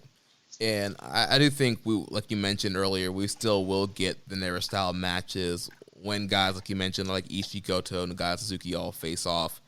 They're going to wrestle that style, and it will be highlighted. I'm sure in, come G1 season, a lot of these guys are going to be paired up with each other, and we'll get the Naira matches there until we eventually get the Naira title back on one of those guys. So, but we'll see what happens. Before we go, last thing with this match. So at the conclusion of the match, Jay White gets the mic and he, tells the audience he has just made history. He's the first ever quadruple IWGP champion, the first man to hold both the IWGP, the Intercontinental, the US, and now the Never titles, which no one else has ever done that. And most likely based on who've held those belts up to this point, I don't think this is going to be something that's replicated, probably. So it's a first. And then he calls himself the real belt collector. Yeah. And he was like, and anybody that wants to dispute that, you know where to come find me. Man's trying to get a payday. Man's trying to get another W over Kenny Omega. And then so that was kind of a big talking point for about a day. Everybody was tweeting and reacting to that, which I like that line a lot. I thought it was pretty interesting. So that was kind of the close of that show. And then in the post match comments, he challenged David Finlay. He wants Finlay to be his first challenger for the Never Openweight title, followed by Taguchi. Yeah. So, they had an incredible match during New Japan Cup, him and Dave Finlay. Long storied rivalry. Dave Finlay, upset him and beat him in the New Japan Cup. So that is going to probably be your next Never Openweight title, which, it's kind of interesting because we're sitting here talking about, the high caliber stars and stuff. And, they got Dave Finlay coming in next. And it's like, is that something to speak to the fact that they really truly are elevating Dave Finlay, or is this just your classic, he beat me in the tournament, time for the champion to get his comeuppance, Right, kind of a buffer title defense, kind of get a title defense under his belt. Well, I think it really depends too what stage they do it on. If this ends up being on one of these dome shows or the stadium show, then that might tell us one thing. If it ends up being, I don't know, Dominion, and, in most years that would be a big thing, but, in a year like this where Dominion is like probably a B- C+ level show, that might tell you something. Yeah, so we'll see. The match hasn't been made official yet or announced where it would happen, but I would assume it might happen on either Yokohama Stadium or Tokyo Dome, since we have no matches announced for any of those shows, really, so... Bro, the way things are going, it might happen in the fucking Impact Zone. Like, there's no telling. There's no telling what's going to happen next. Yeah. So, this morning, 6 wrestlers were removed from New Japan Wrestling Dontaku card due to COVID-19 protocols. The previous day's 6-man tag match between Okada, Suzuki, Desperado, Kanemaru, Show, and Yo, they were all removed from today's card. New Japan Wrestling officials wrote on their website that several matches had to be changed, including the IWGP Junior Heavyweight title match between El Desperado and Yo. That match was removed from the card altogether. It basically said that one of the participants had been showing a fever this morning, and they were currently going through examination, including PCR and antibody testing. And they also said that one of the other wrestlers who has been part of the event since May 1st in Beppu is also undergoing evaluation. So it looks like one of these wrestlers started showing symptoms, and they pulled everybody that was sort of involved there. Yeah, so I had to change up things up there. 2 matches got scratched there, so also we lost the junior title match, and then there was going to be another, I believe, a 6-man with Okada, Sho and Yo against Desperado, Kanemaru, and Suzuki. Now, Jeremy, let me just tell you something here, and I hate to be the guy who has to do this again, but I did this last year, and people acted like I was crazy. Why do you have to do PCR testing if you aren't already doing PCR testing? We were told by many people who were in the know that they are testing on every show, every single tour, living in a bubble, and they're testing on all the shows. Now, I don't know the protocol. Maybe the protocol that they have in place is appropriate. I don't know, but it just seems weird to me that it's like, well, why are you having to test them now? Didn't you test them already? How often are they getting tested? When are they getting tested? Like, for a company that's operating in the midst of a, heightened emergency state, I know it's not where, in Fukuoka where they're performing at this moment, but, given the high stakes nature of the shows they're about to do and the ones that they're doing right now, it just seems to me like, wouldn't you be testing all the time? And I don't know, this just seems to kind of clarify or confirm what I've said in the past, that they're not testing every show, every single person. Right, because you think that this would have happened, there would have been something that would have been caught earlier if they were testing frequently or every show.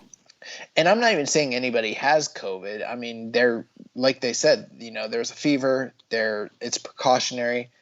New Japan has done a fantastic job handling the talent and the staff and production people and the audience and everything like that when it comes to safety. But last year, I said, based on the verbiage that they used and everything like that, it didn't sound like they're testing everybody.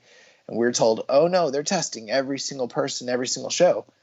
Well, then why would you have to have the person undergo testing? Why wouldn't you be able to say, we've already tested them? Right. That just doesn't logically make sense. So I just want to throw that out there. Yeah, so we'll hopefully get some follow-up on these guys here, and hopefully whoever had the fever ends up being all right and ends up testing negative, especially if it's Okada, because he's supposed to be in the main event of the Dome in a couple of weeks here. So we'll keep you guys updated if we hear anything going on with those guys. So then we move on to today's Wrestling Dontaku show, still in Fukuoka. This time, attendance of 2,367. Just remember that this show sold out 24 hours after they announced the main event of Shingo and Ospreay. Big boy draw Shingo. Yeah. Show opened up. We had the going 6-man tag between Doki, Taichi, and Saber. They defeated the Bullet Club team of Gato, Tamatonga, Tangaloa, 10 minutes. Also, now focus has shifted now into building into the IWGP Heavyweight Tag Team title matchup. Then the following match, we had a new matchup here that was not originally scheduled. Taiji Ishimori, Yujiro Takahashi, they defeat Hiroshi Tenzan and Master Watto. Ishimori hitting the bloody cross on Watto to get the pin here. So again, kind of sparking the fuel with this Taiji Ishimori Watto rivalry and who is the rightful next challenger for the junior heavyweight title. Then we had the United Empire trio of Hanare, Great Okan, and Cobb defeating the LIJ team of Bushi, Sonata, and Tetsuya Naito. So interestingly, they're kind of keeping that feud going. I know obviously Shingo and Ospreay were in the main event, but it seemed like a lot of the rivalries were kind of done here with these 6 guys. Yeah, I think it's just one of those things, like, it's the end of Dontaku tour. They always do that. Like, even when the feuds are over, they just kind of throw the guys together for one final, match, and then they just move on, Yeah. Big thing here, Jeff Cobb hit Ibushi with the Kamigoye, which just looked gnarly, and then killed him with the Tour of the Islands. And post-match, he's like, Ibushi, where are you? So. Yeah, bro, Jeff Cobb is literally showing us everything that we have called for and asked for the past 3 years since the show started when he made his debut. Literally, we were like, we love this guy. but here's what we're missing. Here's what we're looking for. Here's that missing piece. There's something. And he's putting all those pieces together, and it's like, holy fuck, Jeff Cobb is incredible. Yeah, dude. And he always was, but it's like even more so now, Yeah, he just was not working as a face. The heel turn has done wonders for him, putting him in the Empire, putting him with Ospreay and Okan and Hanare all together. Like, it's a perfect package, and it's just done wonders for him. And yeah, he's doing an excellent job right now. Yeah, bro, because he's a badass and he fucks people up. Like, it's awesome. Yeah. Then we move on to the semi-main event. We had Tanahashi, Taguchi, and Yano defeating the Bullet Club team of Dick Togo, Evil, and Jay White. So hopefully putting a cherry on the top of this rivalry here with Yano and Evil and Dick Togo. Yano did score the pinfall here on Dick Togo, so hopefully that's the end of that, and we get a fresh direction going into Wrestle Grand Slam. And then that brings us to the main event of the evening for the IWGP World Heavyweight Championship. Will Ospreay defeated the Dragon Shingo Takagi 44 minutes 53 seconds. This match was freaking incredible. Yeah, this match is outstanding. I find it very interesting. It's already right now one of the highest rated matches of the year. Like right out the gates, on most of the rating websites, it's getting all the hype and praise in the world. And so, yeah, people are just, really like beside themselves when it comes to this match. I thought the match was outstanding. I really, really, really enjoyed it. There's a few freak out moments for me where I was just, buzzing. 44 minutes, 53 seconds. It was long. I realized it was long because I had this match on just prior to us starting the show, and I didn't quite expect. So I use the Fire Stick app sometimes, and the timer on that on the TV is off. It never it'll say it'll show 5 minutes to go, but there'll really be 15 minutes, and it just counts down slow. Like the shit's never accurate. So when I realized that this was almost 45 minutes, I was like, holy fuck. But it never felt like 45 minutes. This match was breezing by. It was going and it's 5 minutes, 10 minutes, 15. I'm like, oh my gosh, this match is really moving. And then, yeah, you get the 40-minute call, and it's like, wow, this has been 40 minutes. It doesn't feel that way. But yeah, these guys told an incredible story. And this was just the culmination of their rivalry and all the previous matches. There were so many great callbacks from this match, even from the last match. Ospreay, he had worked over Shingo's back with the back suplex onto the guardrails, and Ospreay trying to do that again, and Shingo countering that. You had Ospreay working over the left arm of Shingo, and it's doing great. And Shingo did a great job of selling that.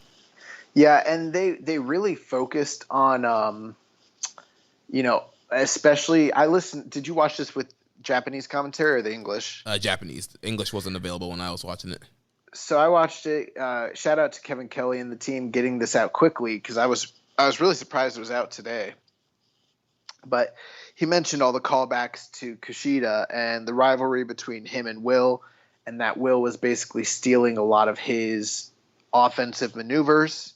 And, talking about the history between those two guys at this same event in this same building, just 2 or 3 years ago. And he mentioned how he was stealing a page out of Kushida's playbook to try and put away, this common foe between them. And I thought that was very, very interesting. And what I really want to commend Shingo on is all throughout the match, that arm work, literally, that is what made or braked. That was make or break for Shingo, because the story of the match coming down the tail end was, is he going to be able to land the last of the dragon? And he sold the arm work the whole way through. We talked about this just the other, in a match a few weeks ago or last week, how there was legwork done in a match and someone just totally abandoned it and never came back. This was nothing like that. Like, Shingo sold the arm the entire way through, to the point that, like, the reason he wasn't ever able to land his finishers because of how compromised his arm was. Right, and there was a spot towards the end of the match where he hits a lariat with the injured arm. Ospreay doesn't go down, is able to hit a V-trigger immediately. So, if the arm was fine, maybe he would have been able to take Ospreay down with that left arm lariat, but he wasn't able to. Another interesting callback in this match, there was the controversial moment in the previous match between them at the New Japan Cup final, where he'd hit Will Ospreay with the pumping bomber. Will had flipped through it, and then I don't remember what he landed after that. Was some sort of offensive move. Same thing happened here, but Shingo had it scouted, and when Will tried to land whatever it was, like, what is that when Shingo caught him with the Oz cutter? I don't know if it was that spot, because there was like one spot where they kind of did like a double no selling, and it led to like a double down. This one wasn't a double down. This was, he hit him with the fucking he hit him with the pumping bomber. Will, rolled through it, and then Will tried to do the same shit. Shingo had it scouted, cut him off, and then hit him with another pumping bomber and said, "Hold this," and like Will just died. And I was like, yeah, like, duh. All these idiots, all these people who are freaking out about Will fucking no sold. It's like, well, dude, like, in the follow-up match, this is gonna get called upon. Like, you know what I mean? Like, yeah, that's classic, rivalry wrestling 101. That's Dynamite Tiger Mask shit. Yeah, but I did pop huge for Shingo hitting the Oz cutter. He had blocked the Super Oz cutter, hit a GTR, and then that led to a sequence where he hit the Oz cutter out of nowhere, which was incredible. There was another Oz cutter out of nowhere from Ospreay where Shingo was teasing a super Last of the Dragon. Ospreay was able to get off, and then Shingo dived at him, and Ospreay caught him midair with the cutter. That was awesome. Then of course, that was interesting too, because Shingo, we rarely see him go to the top. I think the only move I can think of that I ever see him land offensively is he'll do the Tenryu elbow drop. Which I love, but he never really tries to land anything else. And this looked like he was going for either a clothesline or like a shoulder tackle off the second rope, and he paid for it. Yeah. Then of course there was the insane spot. They pulled some tables out earlier, set them up 2 tables together. Then it all paid off towards the end here, and Shingo hit a freaking made in Japan off the apron. Through the strong style table. That was freaking nuts.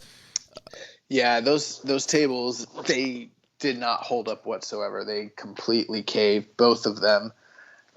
These guys, made those tables their bitches, and that part was fucking incredible. That was awesome. The table cut Ospreay's back, so Ospreay's back is now bleeding from that spot.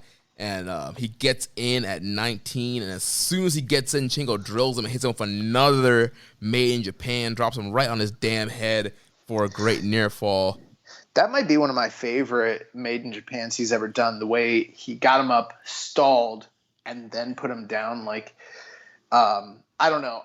Some people I think prefer like the one that's more fluid, but I like when he gets him up there and then stops him like it's a fucking amusement park ride. like he puts him up and he says, "You're going to jail now." Bow.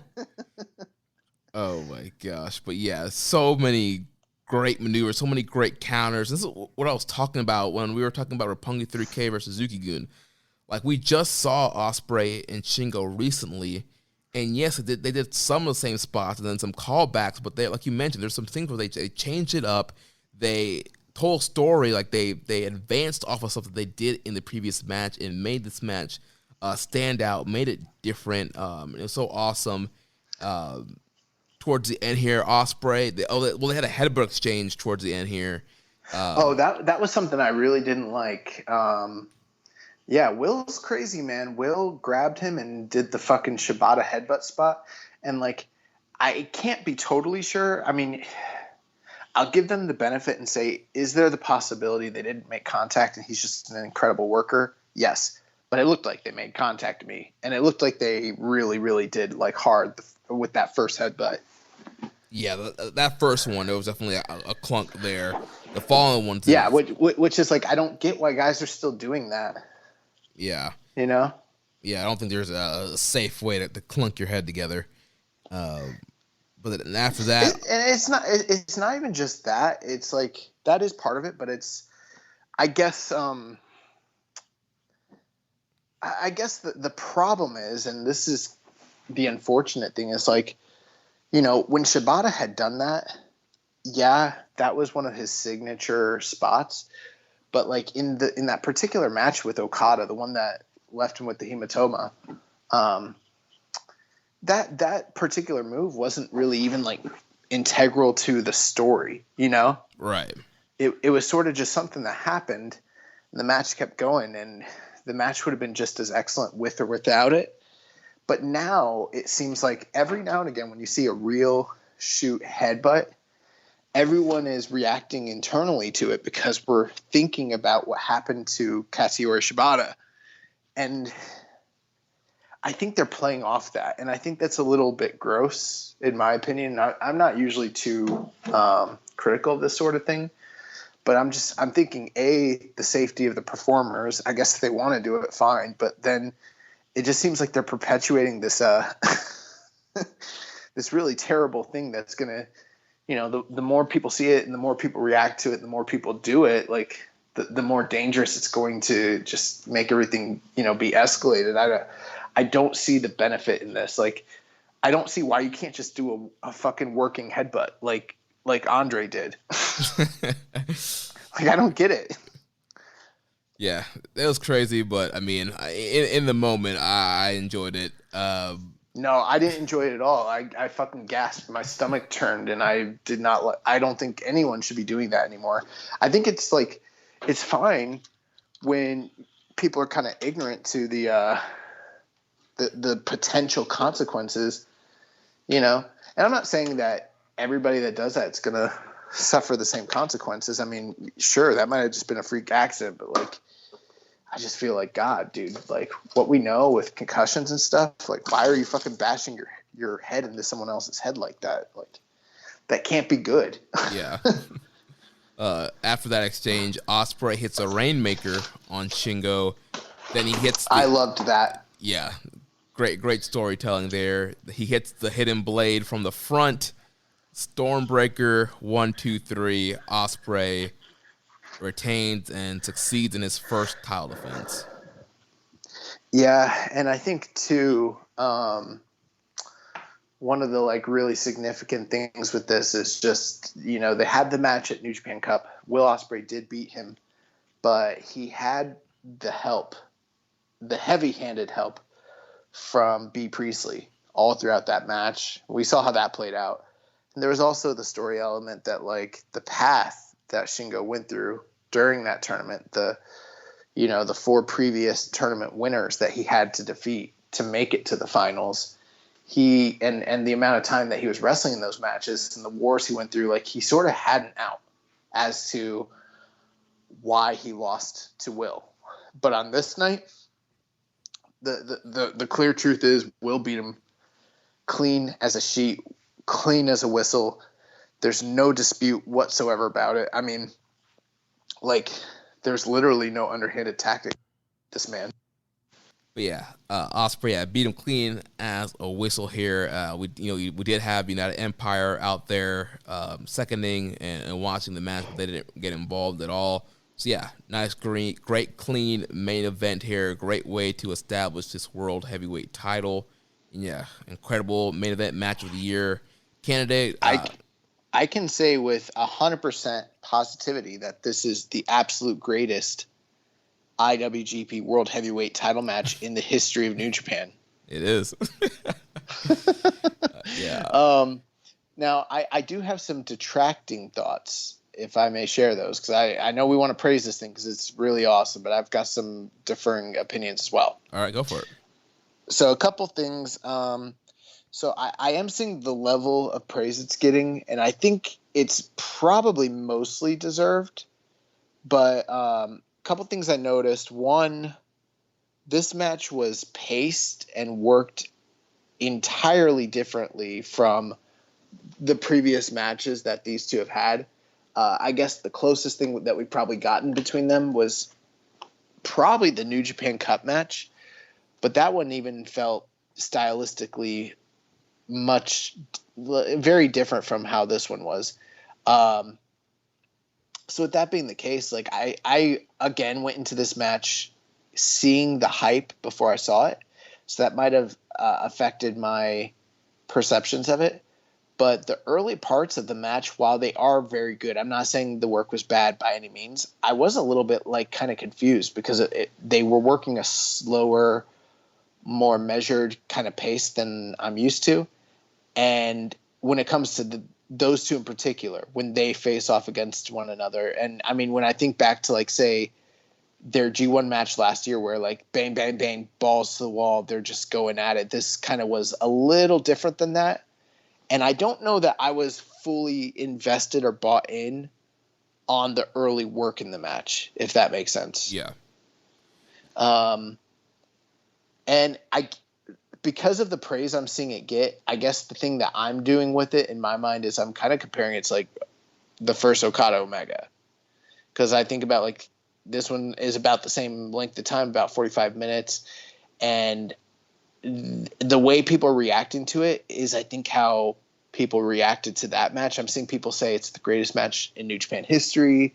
I'm seeing people like Kevin Kelly said it's the greatest match he's ever called in his entire career, which I'm like, when I got done with it, I loved the match. I loved the story. I really enjoyed it. I think it is probably a match of the year contender, but I also felt like, I really had more of an emotional investment to say their first match, which was the match of the year when it happened in 2019. I don't know that I fully was to the same level ever emotionally on the brink with this one the way I was with those ones. You know what I mean? Yeah. That is something that I've kind of thought about, and that's not to say the match isn't fantastic. It is. I'm also wondering if maybe one of the reasons people are reacting this way is because maybe because of the state of where New Japan is, that things are not really, like, from a booking standpoint, entertainment wise, fluidity, like it just feels like there's a general malaise, and then this beaming knight in shining armor in a true classic IWGP title match comes along, and people are ready to like throw roses at it and lay down at its feet. And I'm not saying it doesn't deserve it, but I'm wondering if it's not. I don't know that it's at this legendary level that people are putting it up to. I think it might be a notch below that, to be honest with you.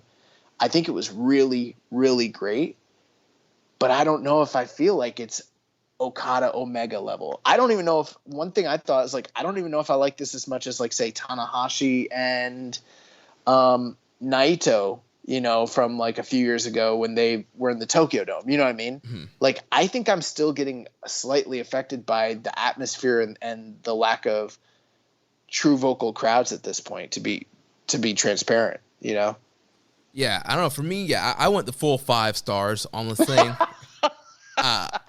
I don't know if it's as legendary as Omega Okada, but I still think it was a perfect matchup. I think it's right up there, match of the year candidate. This is only the second 5-star match that I've given in New Japan this year. It's right up there for me with Shingo and Tanahashi from New Beginning. I just thought it was incredible. As far as the pacing, I just thought, well, we're in for a long ride. I thought they were going to go long. I was hoping that my prediction of a potential 60-minute draw was going to happen, so we could build to another matchup. But it ended up. I didn't even think of that either. Like, this went 45, and I guess that should have been in the back of my mind, but because towards the end, it just felt like they were going. That is the one thing they did do, is they really ramped up and they built this thing over time. You know, they structured the match so that it escalated the entire way through, which is great. And then crescendoed and ended, and they didn't pass the peak, which is, like you said, a perfect wrestling match. But I never was thinking like, oh man, they're going really long. Maybe they're going to go 60. That never popped into my head, which is weird. I guess I should have been thinking that, huh? Yeah, I was like, man, I want my prediction to come true, but it didn't come true. But still, yeah, it's an incredible matchup here. And yeah, I figured it out. Towards the end, I was just like, dude, I think Ospreay's going to win. Like, Shingo can't fucking hit him with the Last of the Dragon. He doesn't have an arm, you know? Right. And that was the story. Like, his arm got compromised. Yeah, great story that they told there. And there was even one point where, like, Shingo was trying to slow down Ospreay a little bit by working on the leg. He did some dragon screws and was attacking the leg. But yeah, there's so many incredible spots, callbacks, new spots, some of the hits from the previous matches. Just all together, that's a phenomenal matchup here. Yeah, if you're listening, you know, those of you who are out there, we'd like to hear what your opinion and what your take was, because, you know, by all means, I'm not saying the match wasn't fantastic. I want to reiterate that it truly was. I'm probably 4 3/4 on it, but maybe 4.5, maybe 4 3/4. I don't know. I'd have to see, but I'm just wondering if other people kind of had the same feeling as me, or if maybe I'm just, you know, out of it here. And this is like, because I don't know. When I got done watching it, I didn't feel like this is the match of the year, you know, the way I felt when, like, I don't know, like last year with, like, when I got done with Okada and Ibushi, and I was like, holy shit, that's one of the best wrestling matches I ever saw. Like, I didn't feel like that with this, you know? Yeah, but and I'm surprised because, like, the cage match and grapple are extremely high on this match. I know. Grapple's like 4.8. Cage match was like 9.8, like extremely high. And especially on grapple, you know, normally the grapple Nazis are very hard on matches and don't always rate accurately, but they're right up there. Not with Shingo. Shingo's a darling on grapple. His matches always get rated really high. I don't know if you've ever noticed that. No, I haven't paid attention to that. Yeah, grapple got love for Shingo. Shingo's the freaking man. Yeah, and you know the interesting thing here, you know, we're looking at the two guys that I think are in a two-way, you know, race and tie for Wrestler of the Year and Performer of the Year when it comes to New Japan, and then, you know, just even like the outside polls and everything like that. Like, I don't see anybody else putting in the performances that these two guys are as consistently as they are, you know, not even like, say, someone like who's like a Kenny Omega who's having a fantastic year. You know, I'd put up Shingo and Will Ospreay's best against his right now, personally. Yeah, hands down. Yeah, these guys, like you mentioned, from January 1, from the Tokyo Dome all the way to now, these guys have been having incredible matches. They've been in a part of compelling feuds. They have been, you know, the two of the highlights in this kind of, like you mentioned, malaise of a time period that New Japan is having right now because of the pandemic. And yeah, Shingo and Ospreay are stars, and yeah, I love this pairing. I think these is a perfect pairing for these guys to kind of push each other and challenge each other, and so. Yeah, and normally you can't say anything about like who's going to be Wrestler of the Year until G1 happens, obviously. The difference here, though, is like provided they stay healthy and everything goes off without a hitch, you know, with COVID, like they're both gonna be in the G1, and they're two of the stronger G1, you know, performers. So, you know, you kind of combine that with this early lead they're getting. It's going to be hard for someone like an Okada or a Naito or like an Ishii or whoever to Suzuki, Ibushi, to kind of like get, kind of regain that lead. These guys are getting so far ahead right now that by the time G1 comes around, I don't know if, you know, 9 matches is going to be enough to turn it around for someone like Okada, you know? Right, yeah. We have a few questions here on this matchup. First from Stale Burger Bun. He says, is it too late to pretend I've always loved Ospreay and Shingo? Yeah, it is. And you've outed yourself, so I'm marking that down. From now on, anyone listening to this show, make a note. Stale Burger Bun has not always loved the pairing of Shingo and Ospreay. Man, disappointing. Disappointed, but not surprised.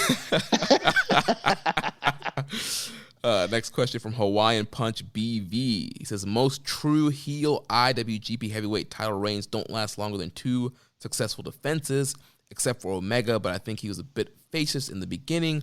Which do you think is more likely? Okada taking the title from Ospreay at the Dome, or Ospreay losing the title at Dominion? If Shingo wins, ignore this question or don't. Do you think Gato will continue to book his true heel champions the same, or will he change it up since it's a new era?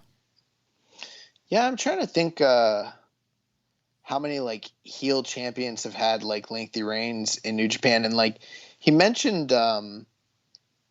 Kenny, but Kenny was like a face the entire time he held the title. Yeah. The only time you can make an argument that maybe he was even slightly heel was like during the tail end of the Tanahashi feud when he was leaving the company. Right. And even then it was not, I wouldn't even call it that, to be honest. Yeah. Go ahead. I'm trying to think of some heel champions. Well, I've got the list here in front of me. So, I mean, the most recent one was Evil, 48 days, one successful defense. Prior to that, you had Jay White in 2019. He had a 54-day reign, 1 successful title defense. Prior to that, I mean, I'm kind of ignoring some of Okada's reigns because I guess even though you kind of consider him a tweener, I think he by 2016 he was firmly the face leaning tweener. Tetsuya Naito, 2016 he had a 70-day reign with 1 title defense. I guess you kind of have to go back to like AJ Styles. He had a 144-day reign with 2 defenses, but prior to that he had a 163-day reign with the first reign he had 2 title defenses, the second one he had 1. So I mean altogether that's like, in a short proximity he had like 3 title defenses and quite a lengthy reign, almost 300 days with a small split between him and Tanahashi. I mean, that might be an example. But yeah, I think he's right. I mean, I'm looking at it and I mean, even Okada, when Okada was champion, he didn't have, as a heel, he didn't have very long reigns. Kojima didn't. Yeah, I don't know. 2009, Shinsuke Nakamura, he has 6 title defenses over 218-day reign, but I think that's pre-Gato. So you think Okada's walking out the Dome with a title? I do, yeah. Well, I mean, here's the thing, and maybe I was going to ask you this: did I miss any sort of title challenge or allusions to anything happening at Yokohama? Because I didn't seem to catch anything at the tail end that indicated that there's going to be a challenger. No, Ospreay post-match cut his promo, so he's facing Okada at the Dome. There was no mention of Yokohama Stadium in that promo or the post-match comments. I'm sure there's probably a press conference that's happening as we record or sometime tomorrow that's probably going to announce these matches. But as far as I know, there's not a title match set up for Yokohama Stadium. I thought maybe they were going to set something up with Naito, have that be another kind of speed gap and before he can get to Okada at the Dome. But I guess they're not going that route right now. So yeah, I don't know. And I mean, obviously we don't have any sort of road to, what is this? What are these shows being called? Wrestle Grand Slam. So yeah, the road twos were canceled in Tokyo in Cork and Hall. So yeah, so I mean, with that being the case, I mean, they're gonna have to do some sort of press conference to announce a card, and like, bro, I'm feeling like with the lack of actual feuds, stories, and everything kind of being paid off, that was going on for the most part amongst these past few shows, it's like they're probably just going to do a bunch of tag matches. And maybe like one or two big matches, and then like either that, or they're going to be doing some like showcase shows, like showcase show matches that like don't really have a build behind it. You know, like a Suzuki against whoever, you know, a special singles match, but there's no rhyme or reason for it. There's no build, you know. Yeah. Those are your two options. Well, I mean, there's a few things they said. I mean, there's Kawabushi, Desperado Yo, depending on who tested there, they could reschedule that match to one of the big shows. You got Techers and GOD for the tag title. You could potentially do a number one contender match with Watto and Taiji Shimori, Jay White versus David Finlay. So there's some stuff that's kind of popped up quickly that they could put together. Yeah, I mean, that's definitely, that's definitely the case. There's a couple matches, but I'm talking about typically when you're looking at stadium shows, top to bottom, you're not looking at 2 to 3 big matches per show, followed by a bunch of, middling, tag matches. That's not really what they do when you're talking about a dome or a stadium. Like, it's usually going to be top to bottom, top quality, show. And we don't have anything to indicate to us that that's what they're preparing to do. And if they do, there's going to be no story behind the vast majority of those matches. Yeah. But yeah, I mean, I definitely think the Okada match, there is a big chance of Okada getting the win there, getting his first World Heavyweight title reign. Something we've talked about, obviously I know it's still COVID, but when numbers are down, you go back to the ace, you go back to the top draw. So it makes a ton of sense for why they would want to put the belt on Okada right now. Yeah, and I mean, with business being the way it is, I mean, that makes all sense in the world. Like, go with what you know. Yeah. Next question from the Peaky Blinder says, after today's excellent match, Shingo and Ospreay have gone 4 for 4 and 5-star plus, in my opinion, matches in New Japan.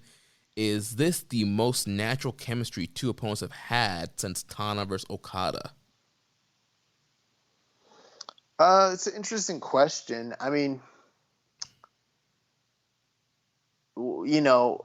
as far as natural chemistry goes, I mean, one thing I kind of want to throw out there, the first time Omega and Jericho wrestled, I know they're not with the company now, but at the time they were New Japan guys. They'd never even touched like that, prior to getting in the ring together, and they went out there and had a classic. But I to me, like, one of the most natural pairings is Omega Okada. Yeah. In modern times, and as far as natural chemistry and everything like that goes. Yeah, and another pairing I would throw up there is Hiromu and Ryu Lee. Yep. Every time those guys go out there, they have incredible matches, and they just fit each other so well. Yeah. Within the past 5 to 6 years, I'd say that those two are probably two of the more legendary pairings. I mean, you could definitely throw Okada, Tanahashi out there, but I feel like there have been other, iconic pairings since then as well. Tanahashi and Naito is another one. They, no matter what kind of state either one of them are in, they always go out there and kill it. Same thing with when Naito and Omega went out there. I mean, yeah, those guys had 3 5-star matches back to back year over year in the G1, which was fucking nuts. Yeah. I don't think Shingo and Ospreay have had, in my opinion, I don't think every match they've had has been 5 stars. I think that they've had, in my estimation, probably 2 5-star matches, and then probably 2 4.5 to 4 3/4, which is nothing to sneeze at. I mean, I think that they are one of the greatest pairings in modern pro wrestling right now. Yeah, and I would agree with that. For me, I think I gave the first match and then also today's match 5 stars. And then the G1 and New Japan Cup, I think I was like 4 3/4 on those. So, but yeah. Yeah. Just fantastic. So yeah. Yeah, but yeah, incredible chemistry there between those guys there. Then last question on this match from Rambo and Slam Pig is, how is it that Shingo came into New Japan as a beast and seems to be getting even more beastly as he goes? After 4 matches with Ospreay, I am not sick of it. Is he a realistic contender for G1 finalist or winner this year? I don't know if he is a realistic finalist or winner, but the fact that he's come up short against Will a few times, that gives, that's really something for him to kind of overcome. Even though he beat him in the G1 last year, I mean, this is a whole different Will Ospreay, and it's something that he's not able to, to best. And, there's kind of the story now. He's had a title challenge and he's lost. He had an opportunity at the Super Juniors and he lost. He had an opportunity at the New Japan Cup and he lost. He can't really win the big one. So those might be some key indicators to tell you it is a possibility he could win the G1. I think that these types of matches, these types of performances, they only help but to elevate him in the eyes of the public and the company and, point more towards that direction. I'm not saying it's going to be the case. I don't know, but it seems more likely now than it did, say, 3 months ago.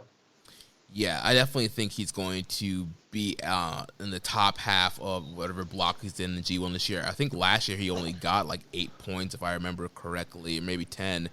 But I could definitely see him being somebody that's going to be a 12-point guy this year and maybe missing out by a tiebreaker or getting to the finals this year. So I think, he's going to have a really great G1 this year. Yeah, I mean, he beat Okada this year, for God's sake. Yeah. So that wraps up the review of Wrestling Dontaku. Next, we're going to move on to New Japan Strong. This week we had the LA Dojo Showcase. Opening matchup, we had TJP defeating the DKC. Good little matchup here. I think DKC was just kind of out wrestled here by the veteran TJP.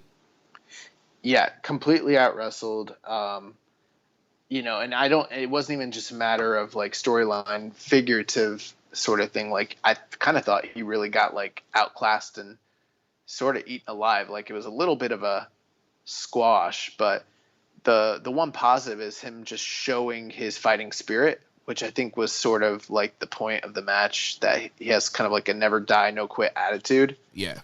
But, I mean, he kind of got handled here. Then we had Fred Rosser and Ren Narita defeating Alex Coughlin and Kevin Knight. I really love the interactions between Narita and Coughlin. I kind of wish it was a singles between those two guys. Their interactions are really great. Kevin Knight, he's coming along really good as well. Yeah, I really tend to enjoy these Young Lion LA Dojo tag matches for whatever reason. I think stylistically they're just my cup of tea. They're perfect for the pacing, and the style of wrestling is just so, I don't know, just by the numbers, by the basics, but like really nasty, really gritty, kind of like, that's the thing that I think is kind of separating the LA Dojo Lions from like the Nogi Lions for me, is like just kind of the intensity these guys bring. Like, they just seem to hit harder and like just be more ruthless, it feels like, and not so pretty. And yeah, I liked this match a lot. I thought everybody in the match was pretty impressive, including Fred Rosser. The interactions with Fred Rosser and Kevin Knight were pretty interesting because, I mean, Kevin Knight was fucking lighting him up and Fred Rosser was like giving it right back to him, which was kind of interesting. Rosser's like, he can go, but he's a little hesitant to like really like lean into the style the whole way. Yeah. And these young lions are like, nah, fuck that. Hold this. Well, yeah, I mean, he comes out of WWE and that kind of, that soft style, and then you come into New Japan and see a totally different thing. And so, yeah, I think he's still kind of getting a little bit acclimated to that and just kind of being free to kind of lay it in. Yeah, and, it's funny too, because some of the like I've heard like Brian Alvarez like just compliment him and say like, where did you learn to work Japanese style, and like some of these other guys who maybe have a better eye for it, they see him as like having always sort of incorporated that style, and I'm sort of seeing it differently. I think he's kind of coming around slowly as time goes on to become more acclimated, which, I'm not opposed to. I think that's a good thing. Yeah. Then the main event here on the LA Dojo Showcase, we had the Alpha Wolf Carl Fredericks defeating Clark Connors here, 18 minutes and 19 seconds.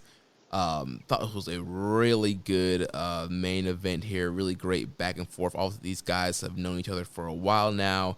They've always been the top of the class of the LA Dojo, and Clark Connors, he's fighting for his right to graduate from the dojo and to get on to Carl Fredericks' level here. Yeah, there's not a lot of coverage for New Japan Strong, but you go and Grapple. This match is sitting at 3.72. It's only got 9 ratings, but like I'm not really far from that. I thought this was close to 4, probably more realistically 3 3/4. But like this reminded me a lot of like what some of my training partners, who are more advanced, more senior guys, what their training matches look like when they're going all out. And when you have two guys like this, that are this hungry and this good and this familiar with one another, it just has all the spellings and recipes for, a great match. And this match was awesome. I thought that they went out there and really laid it out on the line. And I was kind of like taken aback at how good it actually was. Cause I mean, obviously I like these guys, but like we're at the point where they're letting them go out there and really show what they're able to do, and I'm really enjoying it. And then Carl getting the big victory here. It looked like they were maybe setting up a surprise that Clark might pick up the victory. I know a lot of people were sort of anticipating a potential turn from one of these guys, and we didn't get that necessarily, but what we did get was an awesome New Japan Strong main event, which they have good shows, good matches, but it seems like this month we've just been getting a different kind of caliber quality. Yeah, and I'm right there with you. I went 3.75 on this matchup. Clark Connors going for his kind of key combo, the spear into the Boston Crab. Wasn't able to submit Frederick with the crab there, and ended up getting hit with the Manifest Destiny. Frederick's elevated DDT. Get put away there, but post-match, Connors, he cut a very impassionate promo, and he was just talking about how Kevin Kelly calls him the Wild Rhino. He really likes that, and he says that the young lion Clark Connors is no more, and from this day on, he's the Wild Rhino. So I'm curious to see if this was his kind of graduation moment here, and next time we see him, if he's going to have gear and kind of stick with this kind of Wild Rhino moniker. Yeah, which I think is interesting. So we'll kind of see what comes along with that, if there's going to be character changes or anything like that. But it's just real interesting to kind of see how they shape and develop these guys and the characters and their personas and everything like that. Yeah, and so Strong actually leads us into the news and what's happening. The big story here this week, it was announced on Dynamite that Yugi Nagata, Blue Justice, will be challenging Jon Moxley for the IWGP title on May 12th on AEW Dynamite. But before that match, there will be a preview match on New Japan Strong this coming Friday, May 7th. It will be Jon Moxley teaming up with the Dirty Daddy, Chris Dickinson, and they will face Blue Justice, Yuji Nagata, and Ren Narita this Friday, May 7th on Strong. Young boy, what do you think about the announcement of Nagata Mox on Dynamite, and then this upcoming preview match here? Yeah, I was, like I said earlier in the show, just kind of like dead last week from the vaccine. So I didn't make it through AEW Dynamite. I don't even think I watched much of that show at all. I slept through most of it. So when I woke up the next day and I was like, Yuji Nagata from WCW is going to be on TNT. Got it. Back on TNT, baby. Like that's, and then I was like, I guess that kind of makes sense why it's, it's not happening on Strong. I don't know. This is interesting. I think it probably has something to do with, maybe kind of being a make good for, what happened, or, with some of the business they did with Kenta and Jon Moxley and everything like that. Maybe I shouldn't say make good, but it seems like we're kind of getting a similar model. In this case, they're letting, AEW, Tony Khan is allowing Jon Moxley to appear on Strong again in the form of a tag match against Yuji Nagata. And in reverse, they're getting a big singles match for the U.S. title. And this is interesting because this follows the same pattern that they followed previously. Except for in the previous incarnation, AEW was the one that got the big tag main event with Kenta, and then the big singles match ended up on Strong. So this is I think that this is part of that, a continuation of that trade deal, to be honest with you. Yeah, I think we're going to probably see more of that stuff going forward as long as Moxley is the U.S. champ. And been seeing reports that, Tony Khan was really big in putting this deal together and getting Nagata over here to do the Dynamite match. So looking forward. Yeah, I wonder how he's feeling, if he's happy to be doing it or if he's like, fuck, I got to go back to America. I think as long as he doesn't see Sonny Ono, he'll probably be pretty happy. Well, he's on the booking committee. We did have a question from Rainbow and Slay Pig. It says, who do you want to see go through the Forbidden Door next? I don't even know, to be honest with you. Like, I'm not really sure, I mean, I mentioned earlier, but I think Tanahashi, he's kind of done with the Denver feud. He lost. I think now would be a perfect time to kind of send him over to U.S. Yeah, I mean, that would make sense. They, showcased him on, the Jericho congratulations video earlier in the year, or tail end of last year, I guess. If you had to pick one in particular person from AEW to, either show up on Strong or be on, do a big match on the main roster, I mean, is there someone that you'd like to see come to New Japan? Just one guy. Let's see. I don't want to go like the obvious, like Omega answer. I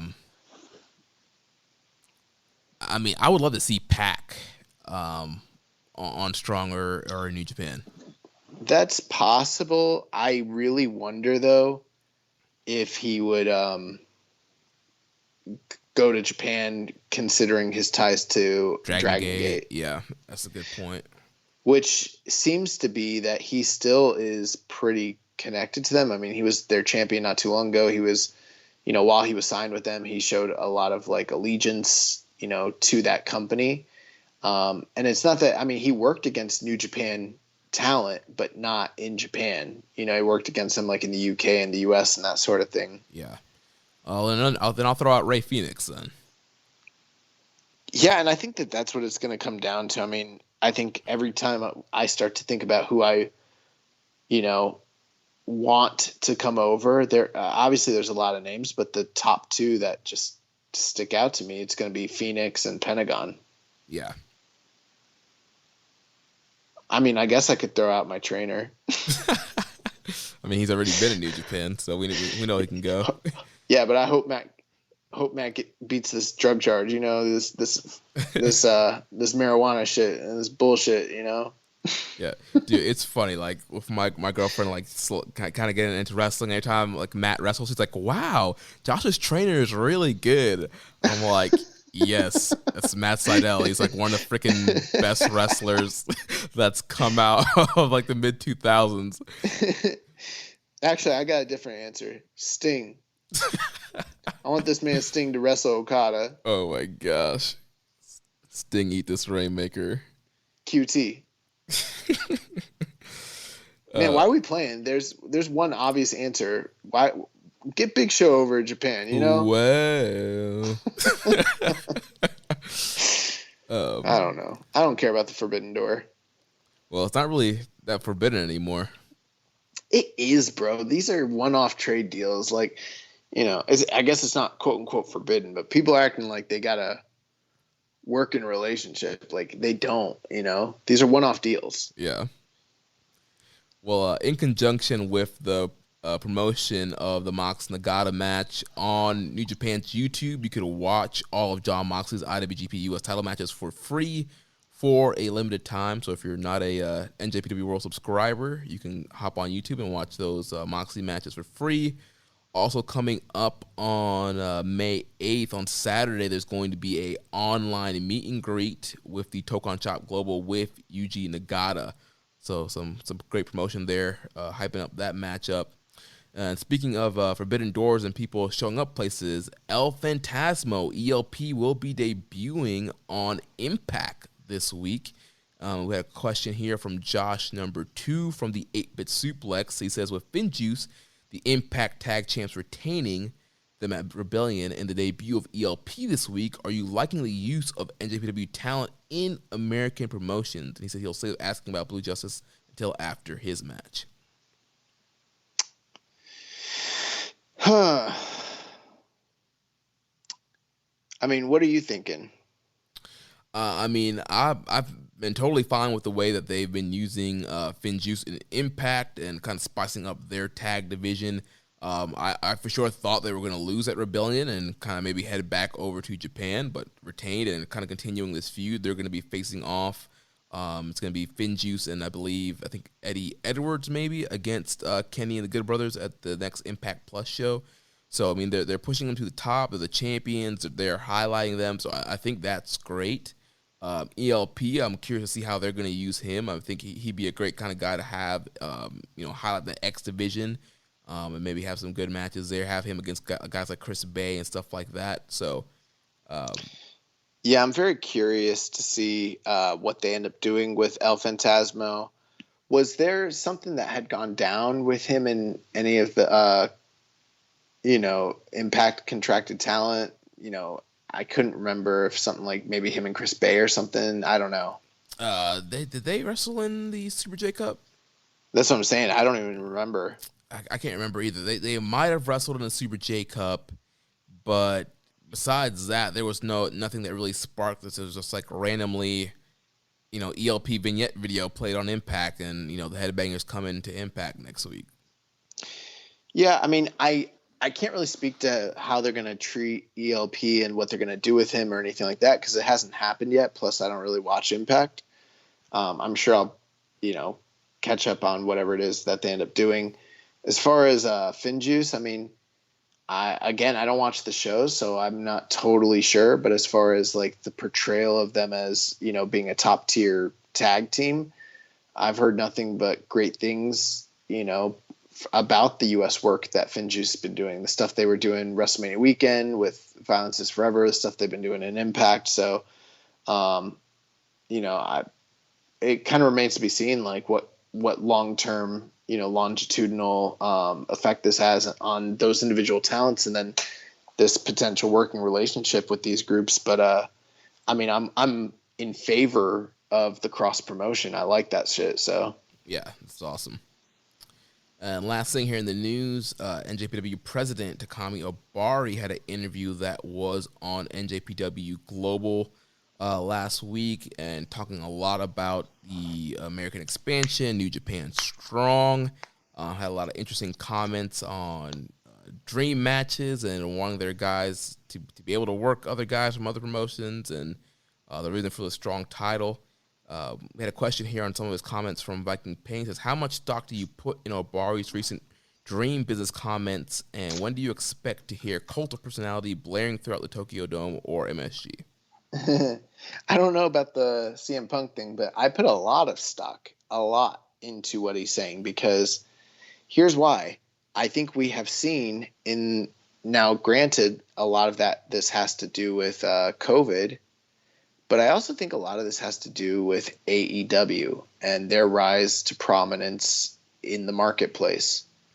Because of those two things, we have seen New Japan willing in the States, that is, to work with just about everybody that's not named WWE on some level. They've worked with MLW, Impact, GCW, AEW, the list goes on and on. Ring of Honor, obviously.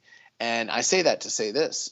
In the past, none of that would have happened, especially under Harold May, because he was very adamant that they were exclusively partnered with Ring of Honor. Now, I don't know how he would have reacted to these same stimuluses, so I don't want to speak to that, but that was the official stance of the company previously. And now we're seeing them do cross promotion with all these different groups, especially the Impact one is mind boggling because, in the past they wouldn't even have considered it, Right. I think what he's saying is true. I think that they're open for business and working with other groups. How big or how small it is. I mean, it doesn't mean that they're like in full blown partnerships or anything like that. But I mean, we saw what happened just recently with CMLL and Ring of Honor and how they're kind of split. And I'm wondering if the entire union between Ring of Honor and New Japan and CMLL is kind of donezo, Yeah, that's a very interesting thing to think about, especially just a couple of years ago, how tight that bond was. And like you mentioned, how strict they were to mainly only working with ROH here in the U.S. And so, yeah, I thought his comments are very interesting, and we're seeing it kind of play out. Yeah, guys are coming over here and having these quote-unquote dream matches and being able to wrestle guys they want to wrestle. So I think we're going to see more of that. And he also mentioned about, New Japan Strong coming to Japan. I also thought that was very interesting. So some of these guys are going to get to go over to Japan at some point. So wouldn't it be interesting if they did New Japan Strong shows in Japan? Yes, I think it's kind of what he was saying. He was saying he wanted Strong to come over as is to the Japanese audience. That'd be interesting. That's a cool idea. Well, that is going to do it for the news. Let's jump into these listener questions, go through them quick, and that way we can get the fuck out of here. Yeah, so Josh number 2, he says, with Kenny Omega collecting the AAA, AEW, and Impact belts, is the IWGP next? I really doubt it. Yeah, I mean, I'd put it less than 1%. I would love to see an Omega Ospreay match, but I don't think they're going to put the IWGP title on Kenny Omega right now. I think obviously Kenny is a draw and a star in Japan, but I don't see the business upside in Japan specifically for him to come in and win the world title for most of the companies, Right, and then leave with it and not be on tour with it. Right. I think it would be different if, we weren't in a pandemic and the travel restrictions weren't so crazy and everything like that. And also if they were able to draw full houses and everything of that nature. But it's I don't know, GCW or Noah, they're kind of doing big business right now. It seems like with Kichimoto at the helm. I don't know if turning around and bringing Kenny in is going to, be worth it to a group like them, Right, yeah. And for New Japan, I mean, that's a big no. They're not going to do that shit. Especially since they're not going to take their world title that they promote as being, way above all these other groups and then have it get collected into an amalgamation with the AEW and the Impact and the AAA. The AAA champion is going to be the IWGP champion. No way, bro. It's never happening. Next question from Lord_McDonald's19. It says, does CMLL ending its relationship with ROH have any implications for NJPW's relationship with either CMLL or ROH or nah? Similar question for Viking Pain. It says, with CMLL and ROH severing ties due to Rush and his family and friends being involved in a new promotion in Mexico, do you guys think this will affect New Japan in any way? I think it's very possible that it does. And, one other bit of news, this past weekend, La Sombra, Andrade, he threw out a challenge to Kenny Omega for the AAA title this coming December for Triple Mania, which would indicate that he has some sort of deal with AAA now. I don't know. It doesn't mean he signed necessarily, but I mean, that's a good indication. And as it stands right now, like AAA contracted talent doesn't work with New Japan. So that might be a big sign that he's not necessarily coming to Japan, but not, that's not definitive. Right. But yeah, with New Japan, I mean, here's the thing right now is like when that deal was struck up, Ring of Honor was the clear number 2 U.S. based company in America. CMLL was the clear number 1, company in Mexico. Rev Pro was number 1, maybe number 2, depending on how you viewed Progress at the time. And then New Japan was, obviously number 1 in Japan and the number 2 company overall, and sort of like the lord over those groups for the most part. And the wrestling industry has changed a lot with this pandemic and with the financial crisis that's going on in Mexico. That's really changed the business metrics for everybody down there, all their talent. Brit Rez is dead. Rev Pro is like, I don't even know how they're kind of surviving right now. I mean, they're kind of just doing shows. So, I mean, it's not really this strong union of superpowers that it had been. And I don't know if it's advantageous for all the groups.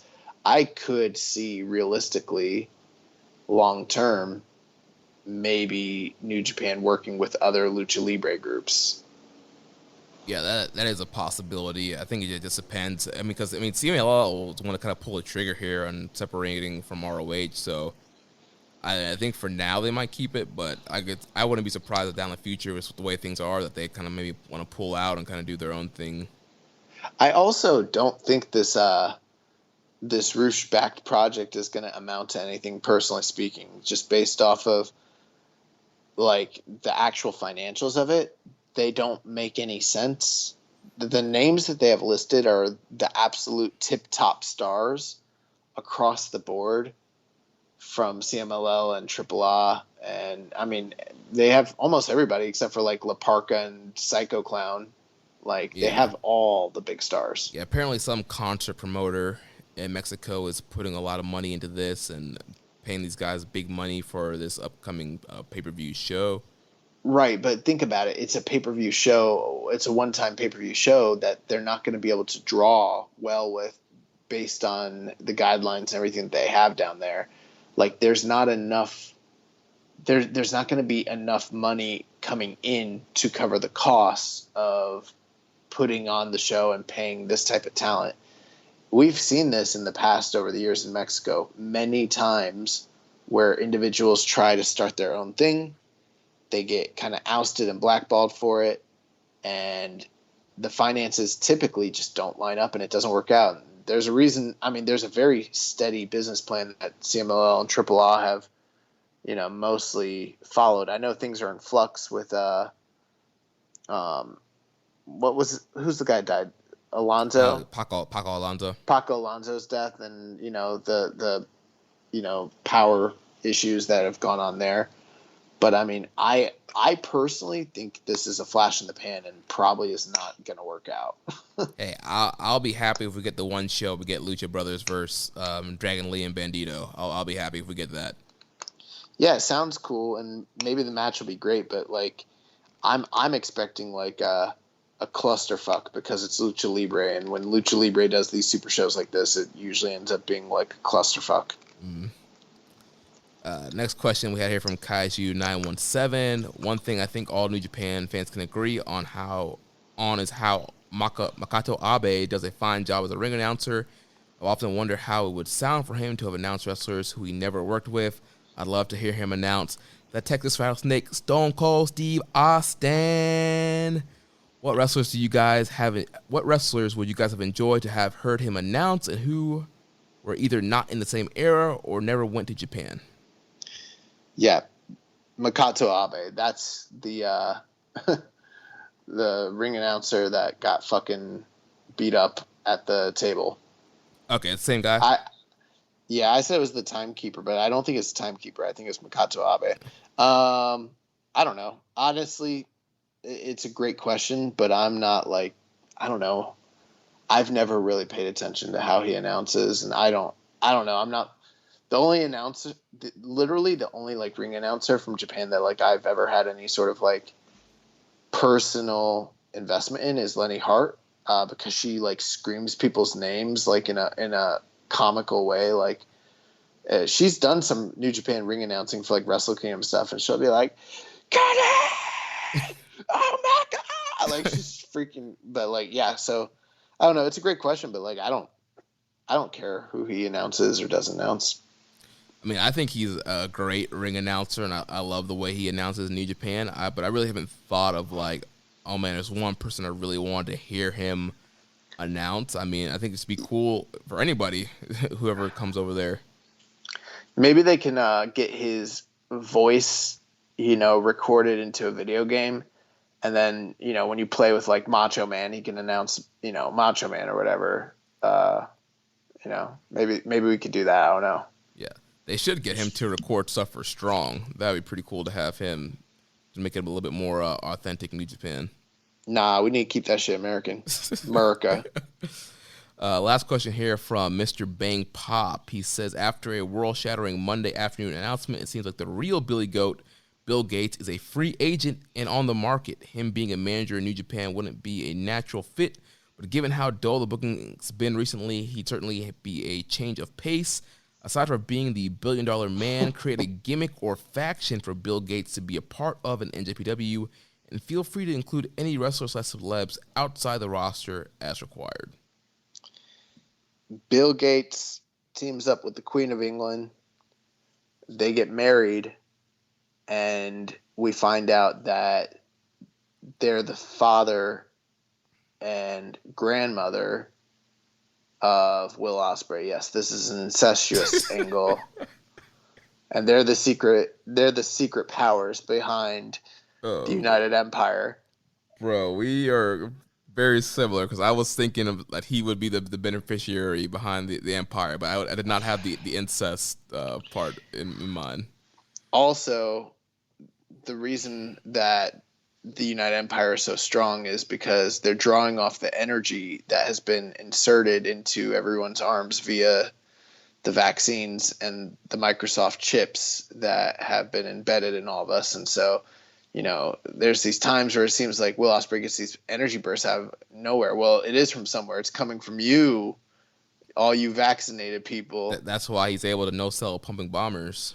That's how he's able to be non-affected by pumping bombers, because, the entire vaccine was a farce. It was actually it was energy storage, conspiracy to power up this man, Will Ospreay, and get him over the hump from being a junior to being the top wrestler in the world. Yeah, so now this man's going to be the champion forever. Yeah. And then in a crazy, turn of events, like Okada's going to become pro-Trump and anti-vax and fight for the rights of all the Q people. And he's going to be accompanied to the ring by Drake Wirtz. And it's going to be a battle. It's going to be weird. Drake Wirtz is going to come to the ring crying. Oh, man. Actually, Drake Wirtz is going to get fired and come to Japan, and he's going to be in Okada's pocket. He's going to be the crooked chaos wrestler. He's going to be a crooked chaos wrestler. Save the chaos. All right, we got it. Let's talk about the recommended match. The recommended match of the week. So last week you recommended Antonio Inoki versus Matsuda Ito from NJPW Blazing Cherry Blossom, 1987, April 27th. Watch this matchup here. That boy Saito, he's nice with the submissions, right? Dude, he's nice with the suplexes. Yeah, he was killing Inoki at one point. Yeah, there was one point in the match where he did like 3 Saitos like back to back, and it was dropping Inoki on his head. And just the crowd popped so big for the very first Saito suplex, and like how over that move was. They were like popping like crazy for that. Bro, how over was Inoki just in general? As soon as like the match starts, like, did you notice that? Yeah, Inoki's super over. Crowd was super into the match. Just simple moves the crowd was popping for. when Saito, he like crotched Inoki on the top ropes twice, and the crowds were like pissed off about that. Then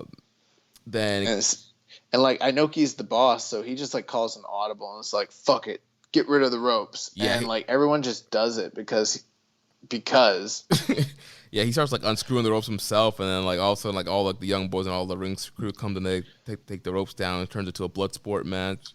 No, I think the referee was basically like, oh, you can't, this is why you can't have nice things, basically. So I'm getting rid of the ropes because you don't know how to use them right. You keep fouling with them. So I'm going to take away your toys. And yeah, and they turn it into a blood sport match, which was like, I fucking love that. Yeah, and then from there was just a bunch of hard strikes from both guys. Inoki bashes Saito's head into the post. He's busted open, bleeding.